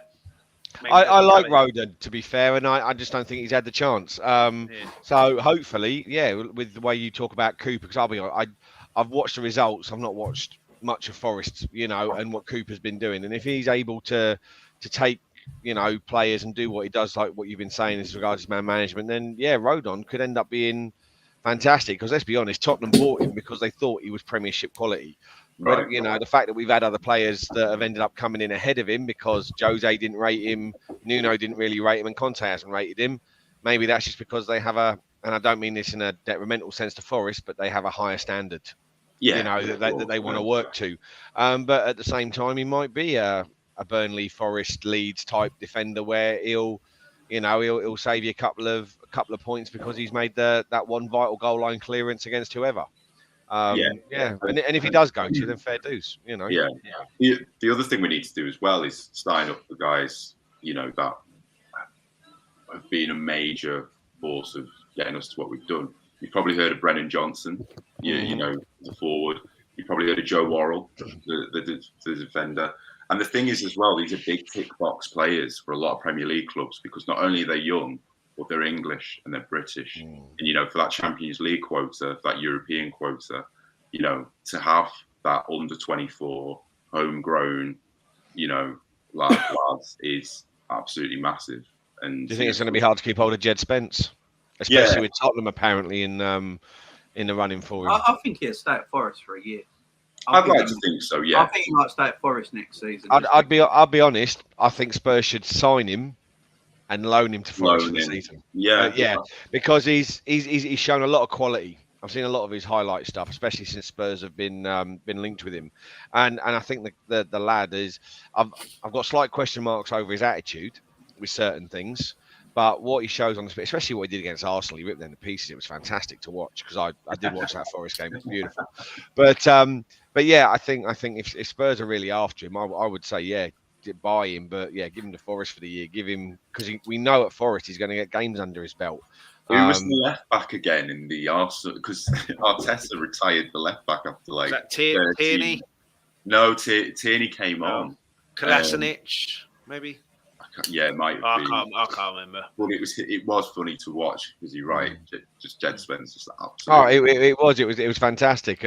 But like I said, I think if Spurs were going to go for, I wouldn't be adverse to Spurs buying him and then loaning him to you guys for the season because we know he'll get game time, and we'll also be able to see whether or not he's able to do it in the big league. Yeah. Absolutely right. Yeah. I mean, I hope Forest do stay up. I think. It's always nice for me when a team that has never been in the Premier League before go up, but it's also nice that Nottingham Forest. Forest have been in the Premier League before. No, not for a while. No, you know, like a Huddersfield had never been in there before, but then Nottingham Forest are a massive team, similar to Leeds. Although I'm not a massive fan of Leeds, but yeah. Let's move on to save the best to last. Tottenham, and has. Getting fourth, we didn't. Similar to Jonathan there, after 8 games, we didn't think top 4. A lot of us didn't think top 4 would be achievable. We get Conte, and now we're fourth. We're living in some kind of Marvel multiverse here, where we're getting transfer dealings done very, very early. It's never ever happened with Tottenham before. But Perisic, 34.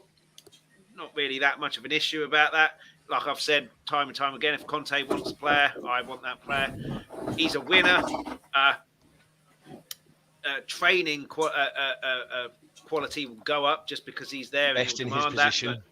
Haas, what do you make of Perisic? And probably Fraser Forster as well coming through. So let's say 1.5 transfers have been done already so far. But yeah, what do you make of those two? The fact that we're getting stuff done early. I think, first of all, I just want to make a correction. I think Perisic is 33. It does make a difference, the years, I suppose. 34 sounds like... Doesn't for me. I'm 38 and I've felt like that for about 5 years. Yeah, so, I mean, look, it's been an incredible season, first of all. 10 games in, we had a massive upturn in fortune. You know, that United game, we lost 3-0, still fresh in our memories. But it turned out to be one of the best things to happen to us. Turned out to be one of the best defeats in recent memories, if there is such a thing. We've got Conte in. Obviously, directive from up top was we need to get into that top 4 or as close as possible. And I think Conte overachieved in many aspects with the team that we had.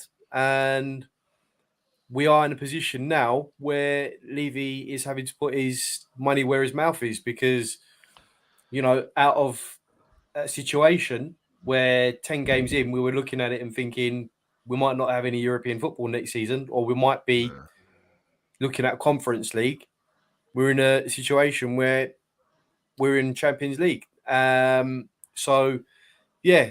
Business getting done early, it makes a change. I've never heard of Tottenham doing business in May or June. That's just unheard of, isn't it? I mean, it's only because there was no transfer fee involved, mate. He didn't have to haggle over it and offer a skywalk with it. There is that, but also it's not someone that Levy sort of negotiated for. It's someone that Conte wanted.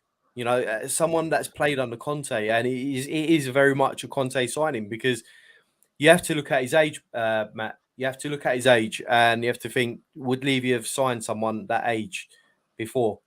Probably not on a free. But he's coming in. He knows the Conte system. He's worked under him before. He's won the title, and the guy's a winner. And we need more players like of Perisic's ilk who've been there, done that. And I always say this: one thing we need to change at the club is the mentality. And the only way you can do that, it's all well and good having the manager coming in, but you need to have the players around that have done it as well to spread that mentality. It's the winning mentality. What it takes to be. This is what people said with Bale, didn't they? They said, "Oh, it'd be great to have Bale back because when we brought him back because he's got that winning mentality." But the problem is one player coming in who's won 4 Champions Leagues, whatever, and a couple of doesn't change a whole team. Exactly, and we need more. Yeah. We need more to come. We need more players of his ilk to come. And like you said, one player isn't probably going to make the difference. Yeah. But I would also say Conte's made a huge difference on his own, just purely by his standards are quite high. The way he trains the players, the way he gets the players drilled into his system. He's got very high standards, and those players you can tell from when Nuno took over to when. He was a few months into his reign, Conte, the players looked fitter. They've probably never been through that sort of regime before where they've got to be super fit or, super dedicated to playing the team. So, yeah, I mean, the players do make a difference. Conte's making one hell of a difference as well. I don't know what...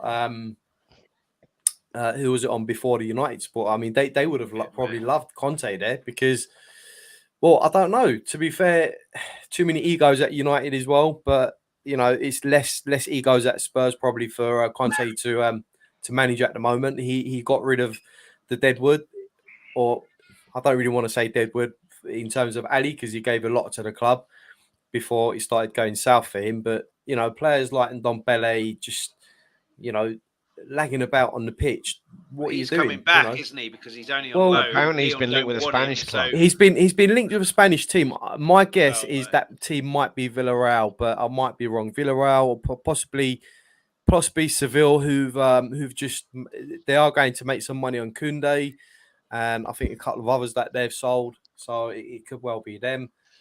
But the first thing he did in the transfer window was get rid of the players that just weren't cutting it or causing trouble in the changing room. So the likes of Dele Alli, the likes of Ndombele, Lo Celso. He's like, right, I want to get rid of these players and keep the core players here that are ready to do what I want. And it's worked. You have to say it's worked because you got to say, he's not messing around. He's very much, if you're not doing what I ask of you, I'm not afraid to swing the axe, and that's what he's done. And that has to be an example. Sorry, mate. The biggest thing I think helped with Conte as well is he's not scared to turn around to those upstairs and say, "Bollocks! This is what has to be done." I'm not exactly. Whereas we've had Jose. He's all about himself, but Pochettino, Ryan Mason, even while he was in there, there's too much trying to. Yes, Mr. Levy. Yes, Mr. Levy. Yes, boards. Yes, no problems. Yeah, we will sort of. And then whereas we've now got a man in that seat who's happy to say, listen, we need these gone, but but no, they go. Otherwise, I do. And they're listening to him, right? Because this whole Perisic thing, looking on Twitter. 5 days before we signed him was when it first started. So it was 5 days. And you look in the summer of the whole, 365 years that we were after Adama Traore for and didn't get him.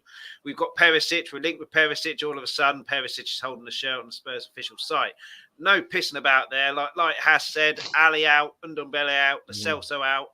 Get two quality players in.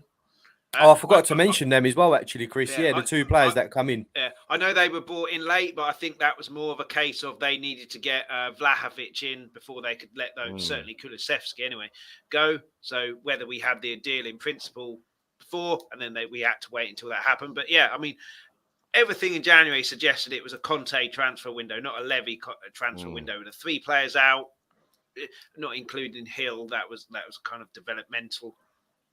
Low now, and then the 2 players in. So for you, Mac, are they listening to Conte now? And do you see? Can I just say, Mac? Sorry, before you get, go. I was just gonna say before you said, you're talking about Conte, not giving a toss about what Levy's saying. I just want to point out that this is very much a last chance saloon for Levy as well. And you've said just about what I was just about to say. Because I mean, Conte is using this as leverage all day long because he knows that Levy can't afford to mess this up now. There is that element as well because, where do we go after Conte? You've had Pochettino era.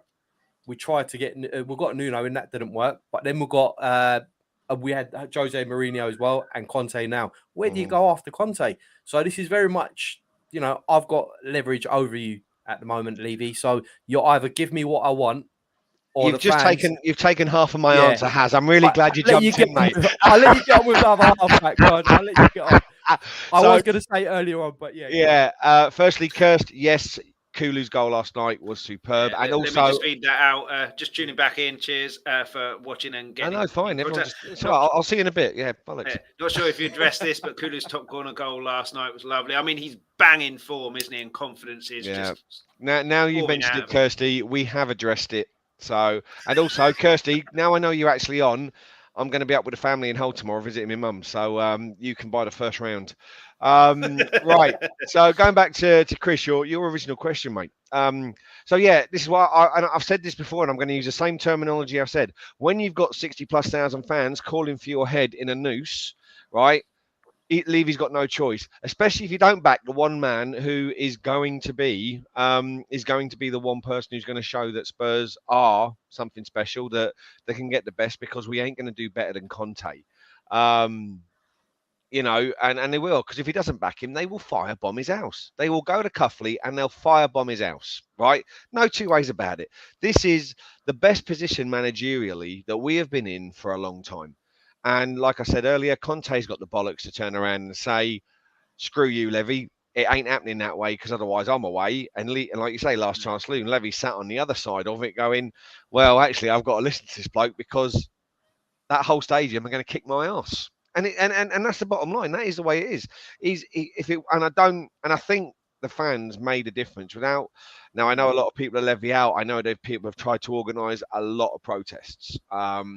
Some have been more successful than others, but I don't think anything could have taken away the impromptu protest, as it were, for 60,000 Tottenham fans at that United game. Oh, to be fair, there were a couple of games where where they're shouting for his head. While everyone's paying their money and keeping quiet and cheering on the boys and booing them off at half time, Levy can sit there going, well, it's not my fucking fault. You know what I mean? Keep himself and his hands clean. Yeah, that stadium's shouting for his head a couple of games at a time. He's now, you're right. We've made it clear on an impromptu level, without, standing outside the grounds, without standing outside the training ground or having Levy out streams or whatever. We've made it be known in a way that actually we probably didn't realise at the time, and it's benefited us. The transfer window, January, was a Conte transfer window. This transfer window is going to be a Conte window. When was the last time we have ever known Tottenham release and make it public that they've released £150 million for transfers? And that's not, whereas before it's, well, yeah, we probably give you, 55 pence, but whatever you make on any deals you make from selling players, you can then... Usually they say the money's not there, don't they? Now they say it is exactly.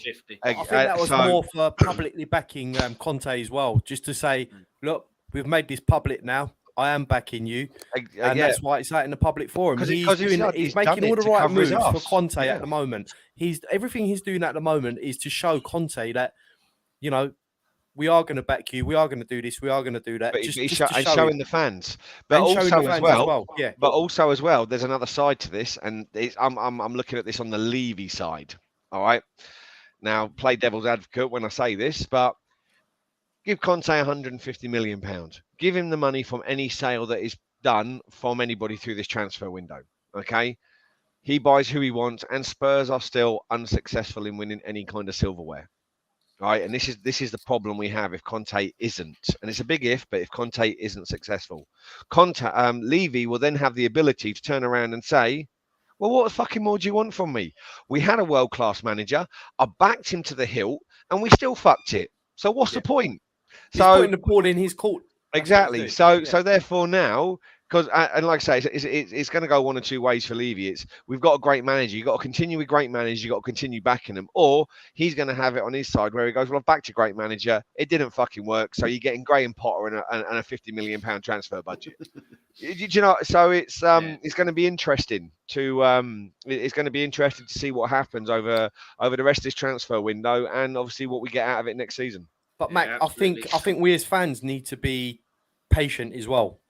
There is that element. We need to be patient because Conte himself did say that it's not gonna happen in one window. It's not gonna happen in two windows. This is gonna take 3 or 4 windows to get everything in place. So we can't, next season if we don't end up with a trophy, but we get close, we need to be patient, and that's the most important thing because it's come from the horse's mouth. He said it himself. He's not going to do it in a season. Yes, next season is his first full season. This is half the problem we've got as Tottenham fans. Okay, me, you, and Chris are old enough, and even Jonathan and Jamie, they're old enough to remember when we were 3 Point Lane, mid-table dross, hoping for a decent cup run. All right, a lot of our fans now are pretty much Pochettino era, thinking that we should be champagne football, Champions League, fucking and everything else. We understand it's going to take time. The people that are sat here now, we understand it's going to take time. If we have if we have a good cup run, like I said to Matt before we left about Man United finishing 5th and having a good cup run. For me, with Conte, finishing 4th, having a good cup run, and who knows, maybe even taking one of the domestic cups, for me is a great season. Absolutely, right? For me, I'll be out on the rooftops. I'll tattoo Conte's face on my arse if he wins us any trophy, right? During the season, I don't mean like an Audi Cup. I mean like a domestic trophy. I'll get his face tattooed on my arse, right? If he wins a domestic cup. But, and for us, whereas other people depending on when you became a Spurs fan, I'll go, well, hold on, that's Conte. He just had £150 million. Why aren't we challenging to win the league? Why aren't we making a Champions League quarter, semi, or final? And this is where we don't have a balance as a fan base. And I find it very frustrating. Some of us, we're sat there going, we just signed Perisic. Wow. That guy was immense in his position last season in Italy. He was number 1 in his season. The guy is a brilliant footballer. He's an absolute beast of an athlete, right? And he is going to bring something special to Spurs. And then you've got other Spurs 100%. Fans going, he's fucking 33. What the fucking hell? And it's like, guys, seriously, forget the guy's age. Ronaldo's still smashing it at that age. Cavani's still smashing it at that age. The thing is with the age, look at the players. Age is irrelevant as long as he's fitter than most in that team. He done more running at left back than Reggie and Cesc put together last season. The thing with the age, that into perspective, at 33. But the problem is we've always got something to moan about rather than taking it into perspective. I remember when we were mid-table dross, and I look at, the last, since Pochettino to now, I still see that as, we are doing really well. We have progressed and we're still making progression with the odd blip because every team has a blip. United, as Matt was saying earlier, they're having their blip. It's a little bit more severe than most, but it's a blip. We're still doing well. We're still going in the right direction on the whole. And this is, and we're now at a critical point for me. And it's not whether it's Levy stays, Levy goes, or whether Tottenham are able to do or not do. We're at that critical point where Spurs need to prove that we have that ability to be able to go that extra step, to push for that 3rd place, to get a domestic cup, so that Levy can see that backing the manager to actually investing some real money into the club is the way forward, rather than scraping around in the basement bin. It could be 10 years before we're challenging for a title again. But as long as Conte shows that by putting money into the club and backing the right manager to do the right job, then it's worthwhile and it's still progress. Yes, it's going to be very interesting summer for sure. And just quickly back onto Forest, very quickly, Jonathan. Very quickly, Chris, sorry. Can I just respond to Kirsty? Don't worry, I've got a 7 and 8 year old that are just the same, but don't worry, we'll throw them into a cage somewhere and me, you and the wife and your other half will have a beer and just leave them all to it. Yeah. Excellent. Yeah, Audio Artisans. Who's a better free kick taker, Ian Wone or Stuart Pearce? For me, Stuart Pearce, just because he's a bit of a nutcase and might get upset if I say Ian Wone. Can I just say, yeah, I 'cause felt he's sat the full watching right power. now. I felt the full power of Stuart Pearce's free kick. Really? Not so much a free kick. I can't remember who. I think it was with City at the time. I was at this old Spurs ground, and he levered the ball right onto my head, and I was sitting on the south stand. My God, yeah. But yeah, for me, I'd say Stuart Pearce, pure power. He was just rocket, you know. Well, his fires were like that as well, weren't they? Insane. Jonathan, you've seen both. Pearce, my first ever game at the City grounds, he scored a free kick, textbook. And I don't know if you've ever seen the footage. I'll pop it in the chat after if you haven't. But I think it was in the '89 season, away at Old Trafford, in front of the Stretford end, and you just hear Pearce can hit them like that, and it's just the way it goes in from like 40 yards. It's just a bullet of a free kick, and just sensational free kick taker. But great question, and a lot of love for Ian Wone as well. So Pearce just shades it for me. Yeah, Mac, Pearce, is it a full house? Yes, Stuart Pearce, mate, all day long for me. Yeah, I'll be honest, I can't see past Stuart Pearce when it comes to Forest. I with my granddad, I grew up watching Steve Stone, Stuart Pearce, and if it wasn't for my old man being a Spurs fan, I'd have been a Forest fan. So it's I'll be honest, my dad got in there first with the '91 semi-final against Arsenal. That was the day I became a Spurs fan. But yeah, if it hadn't been for him, then I'd have been on a Forest fan, which means me and Jonathan would have probably been collaborating more than me and you do, Chris. I know you need to head off, Mac. Sadly, I've got the kids. Kids are back from the park, and we need to go and do some family stuff now. Yeah, a couple of things just quickly. Firstly, thanks so much for coming on and doing the quiz. Secondly, I'll ask these both at the same time. You can answer them whichever order you want. You've got a podcast, Raw Emotion Podcast. Tell us a bit about that. It's in the description anyway. And what do you think Spurs can achieve next season? Okay, so Raw Emotion Podcast. It's me and my mate Mark at Spur 1981. As the name says, we react emotionally to the games. We do a little pre-game intro based on the lineup, score predictions, half time. We cunt the team off, or we say brilliant, well done, or whoever's a donkey. Same at full time, really, same thing, and throwing a little couple of extras depending on where the chat takes us, and then you can find it on all good podcast outlets.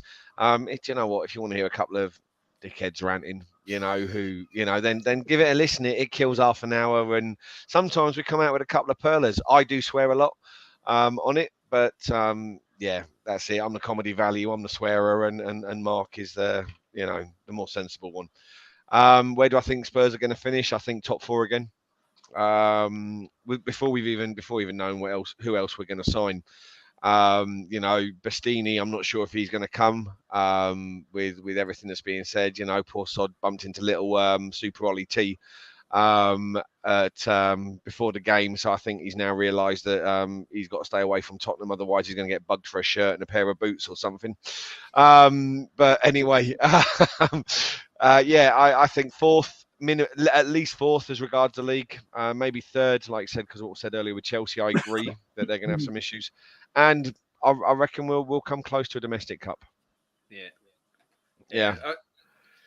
Excellent. That's for me. So, and to Kirsty, drop me a DM, mate, and tell me which spoons.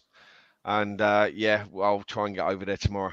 Guys, genuinely, it's been an absolute pleasure. Cheers, Jonathan, Matt. Jamie, Nice one. and Chris, take care of yourself, boys. Take care, buddy. mate. Cheers, Be safe. Mac.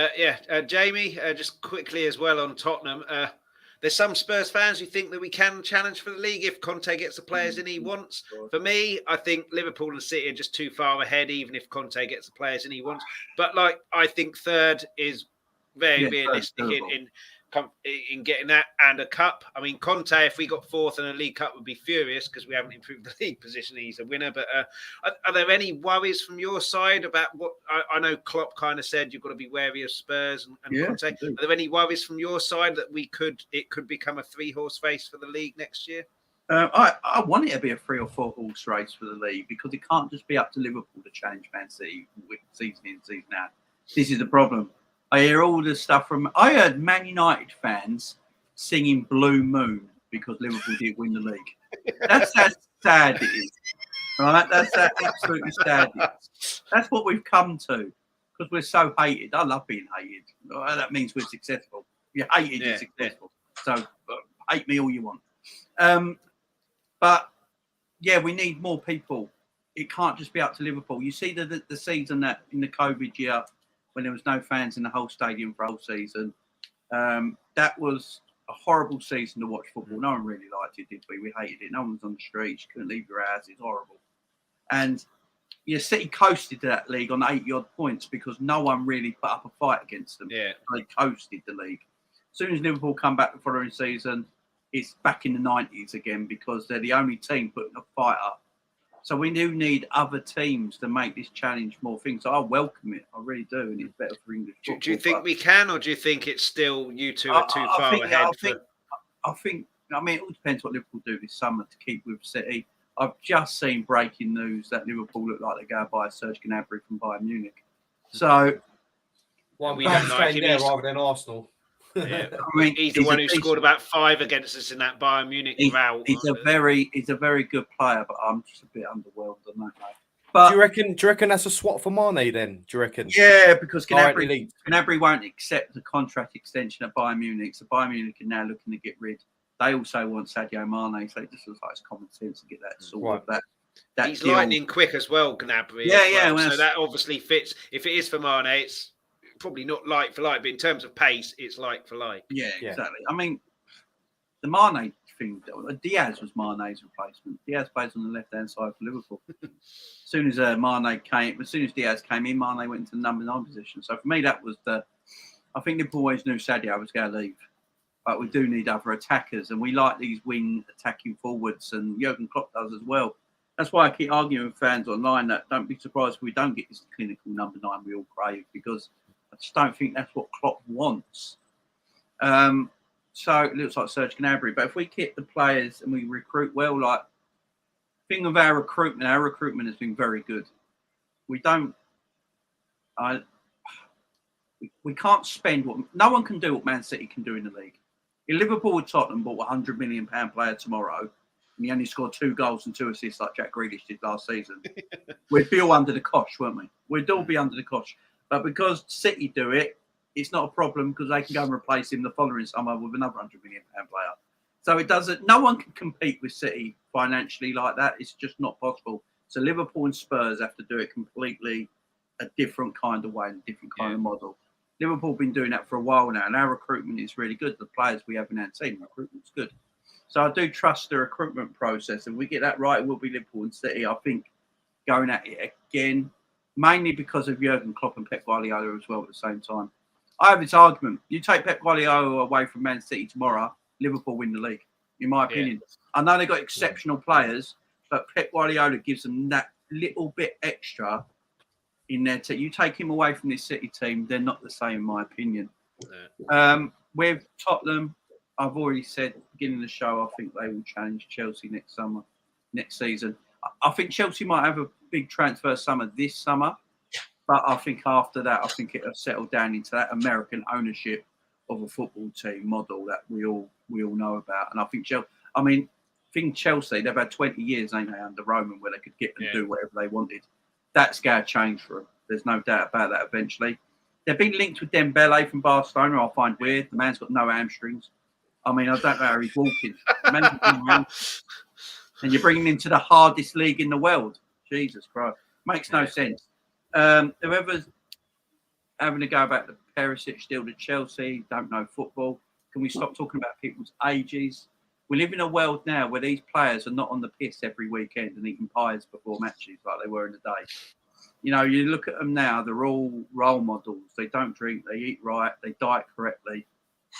As I said, all the best players in the world that everyone talks about at this moment in time are in their 30s.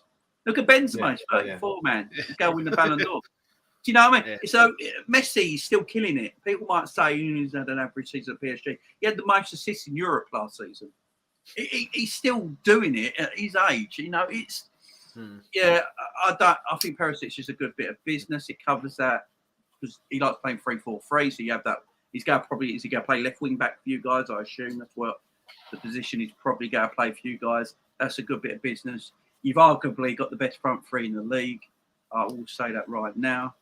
You've arguably got the best front three: Harry Kane, Son, and Kulusevski, quality players. Defence probably needs a bit of work. Romero's a quality defender. I know Dyer had a good year. I know Eric Dyer had a good year, but it's still Eric Dyer. And Ben Davies in that back three. So that can be improved on. Lloris, you know, he's been better this season for me, but there is still mistakes in his game sometimes. I agree. No, you probably need a right wing back. Is Doherty the answer? I'm not sure. You got Cessy on there. So you have got players there in midfield. Bentancur. I've not been impressed by Bentancur, but I have been impressed by Kulusevski.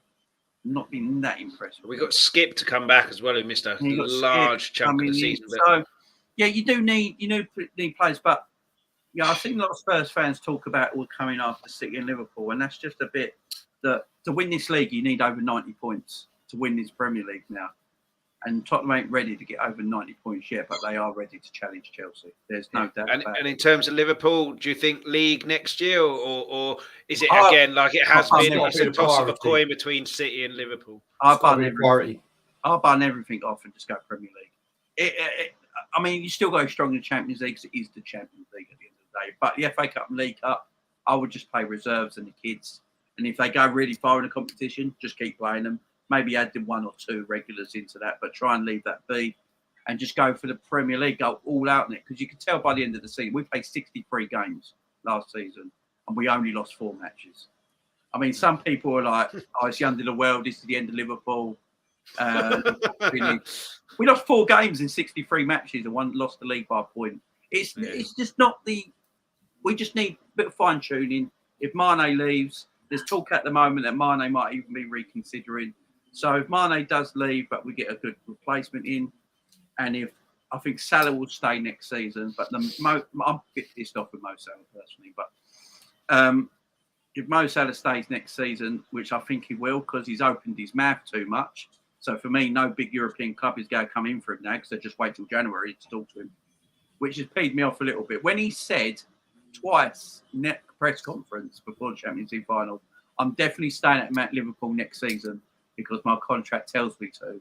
And then when he sat down with Rio Ferdinand and said, and Rio basically said to him, oh, you signed a new contract? And he went, no. And he went, are you close? And he went, no. Just tells me he's waiting to go on a free.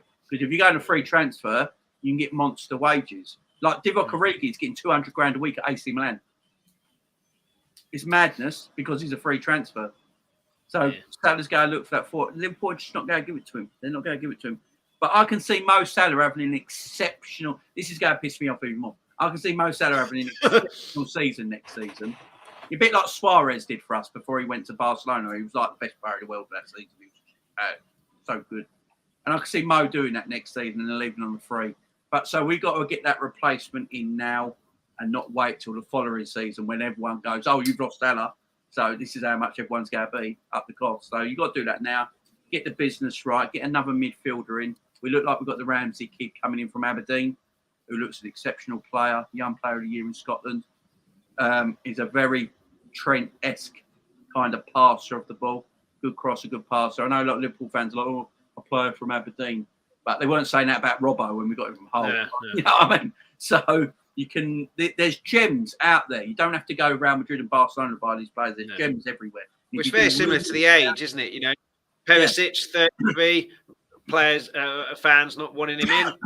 But a lot of those will be the same ones that were loving Bale coming in the other season and want Bale in now, and he's in his 30s. Yeah, I bet he outruns every Tottenham player next season. Yeah. Well, training standards are bound to go up just because he's a winner and he ain't going to settle for anything less. But, Haas, Tottenham next season, what do you see for us? It all depends on the recruitment. I think we've started off well with signing Perisic. I think with the right recruitment, we'd certainly be in the mix for top 4, maybe even top 3. I think City and Liverpool are miles ahead still. They've been building their squads for years now. I mean, City, different level. I mean, to be able to finish above Liverpool, we've only lost 4 games all season. I know it's only a point, but you know they're just untouchable at the moment, and they've recruited Haaland as well. Liverpool will definitely strengthen next season as well. So if we can get anywhere in the top 3, it'll be absolutely fantastic. But yeah, we need to be on the coattails of Chelsea at least. I can see us getting top 4, hopefully. But the recruitment has to be right, you know. You'll get top 4. Man United and Arsenal are not I'm quite confident because obviously Conte's only had pretty much half a season, and we was down in the dumps, and he's managed to get us Champions League with this squad. So I'm fairly confident, or actually just confident that we will get top 4. If we get a cup, fantastic. I think that's got to be somewhere on the list, on the priority list. I think is to have a good cup run, and maybe get one of the domestic cups in. You know, we've been close before with Poch. We made a few semi-finals, just couldn't get it over the line. We've been in a final, couple of finals, didn't get it over the line. And I think those players, certainly the more senior players like Kane, Son, Lloris, will certainly in the next 2 years before they sort of part ways, will want to put that right. So, yeah, I think top 3, top 4 we'll certainly get. And I think we need to sort out that left centre back position. For me, Davies has been the most improved player at the club since Conte took over. Switched him from left back to left centre back, and he's thrived there. He's played really well, and he's shown that he will be more than capable of being a cover for whoever's going to come in at that left centre back position next season. I don't think we should get rid of him. Rodon, if there is talk of him going to Nottingham Forest, Jonathan, I would say you're getting a decent player. Just because he hasn't got into the Tottenham squad doesn't make him a bad player. Whenever he's played for Wales, he's played well in that back line. And certainly for you guys, it'll probably be an improvement on what you already have. And I wouldn't begrudge him that move, obviously. But, you know, it does free up some wage for us as well. And it makes sense if he wants to move on.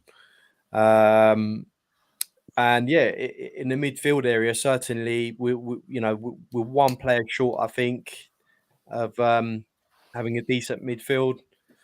With Skip coming back next season as well, it's going to be quite interesting because, you know, we've got Højbjerg, who I think has had a decent season, to be honest. He's not set the world alight, but he's gone about his business in a very professional manner without setting the world alight. And Benteke has been a very, very nice compliment to him.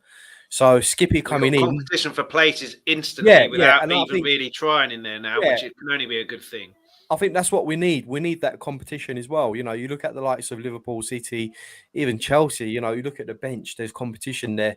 You know, someone gets an injury or not quite on it, there's always a replacement on the bench. So I welcome it. I think we do need 1 more for that competition, especially if we want to fight for a trophy. We need to be able to rotate the players. And I think that's been another issue at the club as well, is rotation. You know, you look at the team sheet every week, that top 3, that front 3 never changes. It never deviates from Kane, Son, Kulusevski. Kane, Son, Kulusevski. These players need a break sometimes. And I think that welcome break needs to come when we're playing these cup games. You know, they're not going to be dropped for the Champions League or the Premier League, but certainly for the domestic cups, we need the players to sort of rotate. But yeah, I think, you know, give Conte what he needs. It seems like he's getting what he needs. Let's give it a few weeks and see what happens. You know, I'm calling for patience from all of our fans. You know, we can't expect to be on top of the world, you know, within the next season, but give it a bit of time. We've got an option to extend Conte's contract as well. So there is that option. And who knows what we could do next season. But yeah, I'm going to go for a top 4 finish and a cup next season. Yeah, I think we'd take that. But yeah, a quick question. Harry Kane, I believe he's got 2 years left in his contract, ain't he? Do you think you might have a Harry Kane problem coming up? Because with 2 years left in his deal, Do you actually see him extending that and putting an extra 2 or 3 years on that, makes him 5 years more at the club? Or do you think you might have in danger of next season people coming in for Kane because he'd be a lot cheaper with a year left in his deal? I think it all depends on Conte. And how we do. If he's always said if we progress, he'll stay. So if we're progressing, he'll want to sign that contract. Absolutely. I think there's a big opportunity here for Harry, if we do well, to become the number one player at the club the club's ever seen. If we do well, Jimmy Greaves' record next season, I'm convinced of that. I think that record will be on the horizon for him as well. But Harry's always stated, the club need to show ambition, need to match my ambition. And as long as we match his ambition, which it seems like we are at the moment, as long as we are, moving in the right direction, he will stay at the club. It did go stale after Poch left. It just fell apart a little bit, and I think now it's picked up with Conte coming in, with all the right moves being made. I think Kane will look at that and think, actually there is a chance now that we could win something. And he's always said he's always wanted to win something with Tottenham. It'd be crying shame if he went to if he had to move away to win something. So yeah, I think he will stay. As long as we show that ambition and the club's moving in the right direction. If next season comes about and the wheels fall off, I can see him maybe cut price. He'll want to make that move somewhere else just to because it's a shame. You look at someone like Harry Kane, he is regarded as one of the best players the Premier League has ever seen, and to not have a medal to your name, a winner's medal, is just a crying shame. Yeah. And I don't think any one of us initially, when he made noises about going to City, begrudged him a move simply because he was that good. But I think he'll stay so long as Conte's there, and so long as the club matches ambition. Jamie, yeah. We'll move on quickly. I've got to head off in a bit. But yeah, a couple of comments. I really apologise. I don't know how to pronounce your name, but let's reinforce Tottenham squad. Do well in the league and Champions League next season. Cheers. Cheers for you for watching and getting in contact. Really appreciate it. For me, third and a cup, preferably the FA Cup, because I prefer the FA Cup. But if it was the League Cup, I'm not that fussed. That would be my aim. We can't be fussy, Chris. No, yeah. Well, we can. We just shouldn't be. And then who do you think the centre-back will be reinforced? Has kind of answered that. I agree. Davies as the not replacement, but him as a and the squad is even more important next season with 5 subs coming in. But Jonathan, it's huge. Yeah, Jonathan, you are on a Spurs podcast. How do you think Spurs will do? And what do you envision for Forest next season in the Premier League for the first time in 20-odd years? Yeah, absolutely. I honestly think, keep Conte happy, give him what he wants. We've touched on it before in terms of transfers, and that it looks like, he's kind of got the upper hand in terms of what he can get across to Levy. I see absolutely no reason why there can't be a title challenge next season. Genuinely, I think I like you, Jonathan, and I've always liked you. No, genuinely, I do, because let's have it right. The front three are phenomenal. They really are. You keep them fit.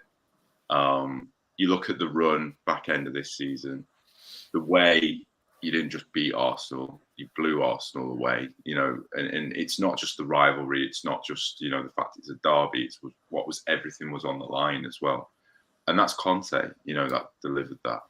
So I see absolutely no reason, if you can have a fit and firing strike force and add, little bits of quality, which is starting to happen with Perisic, that there can't be a title challenge.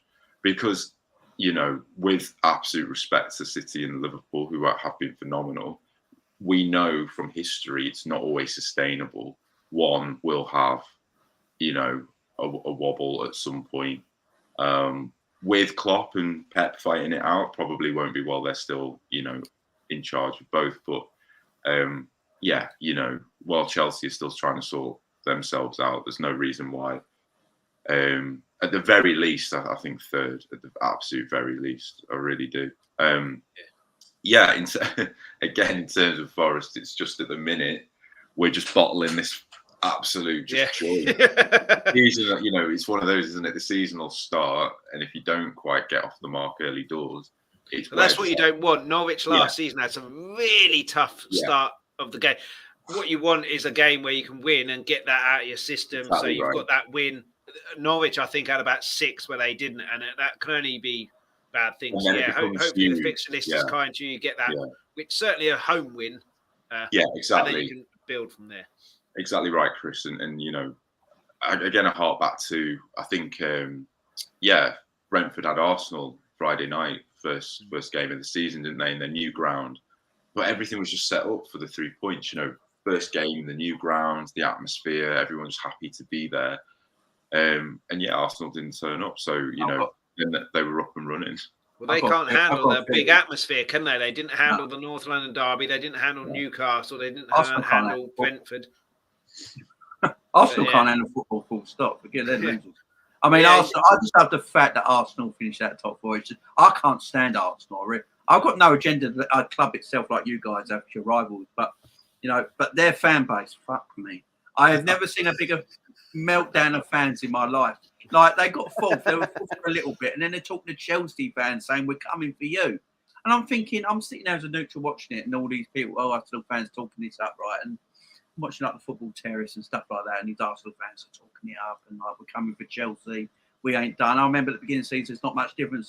Arteta's got Klopp's number and all this nonsense. And then I'm listening to it and I'm thinking, right, you're coming for Chelsea, right? You've got a midfield pairing of El Neni and Xhaka. And you're go and try and blow Chelsea out of third position. Are you having a laugh? And you've got no forwards. You've just got signed Nketiah up to $100,000 a week contract. So you guys don't learn. I don't care who you buy. You all bigging up Ramsdale as a goalkeeper. By the way, has been quite good though, Ramsdale. I'm not having this. Right, Ramsdale is terrible, right? He makes the easiest saves in the world look like the hardest saves in the world. Like when a shot straight at him, he goes, whoa, like that, and puts it over the crossbar, and they're just going like that. He makes ridiculous easy saves look extremely difficult. He's like a FIFA goalkeeper. He's average. Then they go and buy Ben White, Ben Love Island White. Jesus Christ, for 50 million. Also known as Ben Shite. Just putting it out there. Terrible. And then Arsenal fan. I remember when we played Arsenal around the beginning, the first time we played Arsenal, and Arsenal fans did a combined 11. And I was on one of their channels where, this is easy. It's all Liverpool, right? Because it's faxed, right? They put Ramsdale in instead of Alisson. That almost gave me a heart attack. Then they said Gabriel and Ben White were a better combination than Matip and Van Dijk. And I was like, what am I listening to? This is actually... And they believed it as well. This is what Arsenal fans... They believe it with it's not even clickbait. They actually believe it. And then for fall away and Spurs to get fourth. Because let's face it, Spurs, till the last, 8 weeks of this season, we've been asleep all season. They've been like hypersleep. We picked up 27 points in 33 in the last 11 games. And then the last 8 weeks of the season, Tottenham sort of just went, we're clicking into gear now and we're away. And then they scored the most goals out of anyone in 2022. And Arsenal just collapsed, and I find it absolutely hilarious. And I don't see this Arsenal team getting near this Spurs team, because when you two played each other. Sorry, I'm going on a rant on your channel. But when you two played each other the other week before the end of the season, and I looked at both squads, I was thinking when Arsenal got their man sent off, Hairline Holding got sent off, and rightly so, by the way. I don't know what he was trying to do for that 20 minutes on Son. And not even his wife has been that close to Son as Holding was. It's mad. And what he was doing for 20 minutes, he got sent off, and the Arsenal fans are blaming the ref. It's like, no, blame your man. He's an idiot. And then I looked at both teams. I actually looked at both squads, the bench, the players on the pitch, and I'm like, God, Arsenal spent 150 million in the summer, but their squad ain't as good as Tottenham's. I'm looking at it like that. I'm thinking, and I'm a neutral in this. I've got no care for either. You know what I mean? And I'm looking at this thinking, Tottenham actually have a better squad. Not only have they got a better squad right now, and you spent 150 million in the summer, they've also got a miles better manager. They haven't got Pep's coach putting out the bibs at half time. That's what Arsenal got. You've got a plastic Pep. And Arsenal and Spurs have got the real thing. They've got Conte, the real deal. He's won leagues in wherever he's gone usually. Yeah, I think we can pull away from Arsenal now. Arsenal, I don't see Arsenal catching Tottenham. You bought Perisic already, who's better than any Arsenal player. So you've already even stepped up even further. And then Man United, look, man, this is the worst Man United team I've ever seen. I think Man United fans are just going to have to be really patient with Ten Hag in charge because it's going. I don't think they can. Football's changed, hasn't it? When Ferguson was building his reputation, there was that, patient now. I want success now, and it's not just the players, it's not just the managers, not just the chairman, it's the fans as well. I want success now, and it doesn't happen.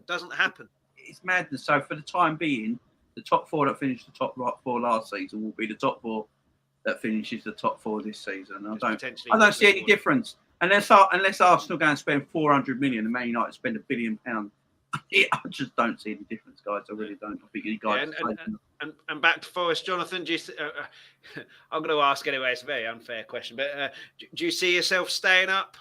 Yeah, with their manager. You've got to believe, haven't you? Yeah, absolutely. As I say, who else has gone up? It's Bournemouth who could be in trouble, and Fulham, like you Fulham said, will go down. They spend their money. Fulham will go down. Mitrovic can't score in the Premiership, and we've got their best player in Carvalho, so they're gone. Will they get Harry Wilson again?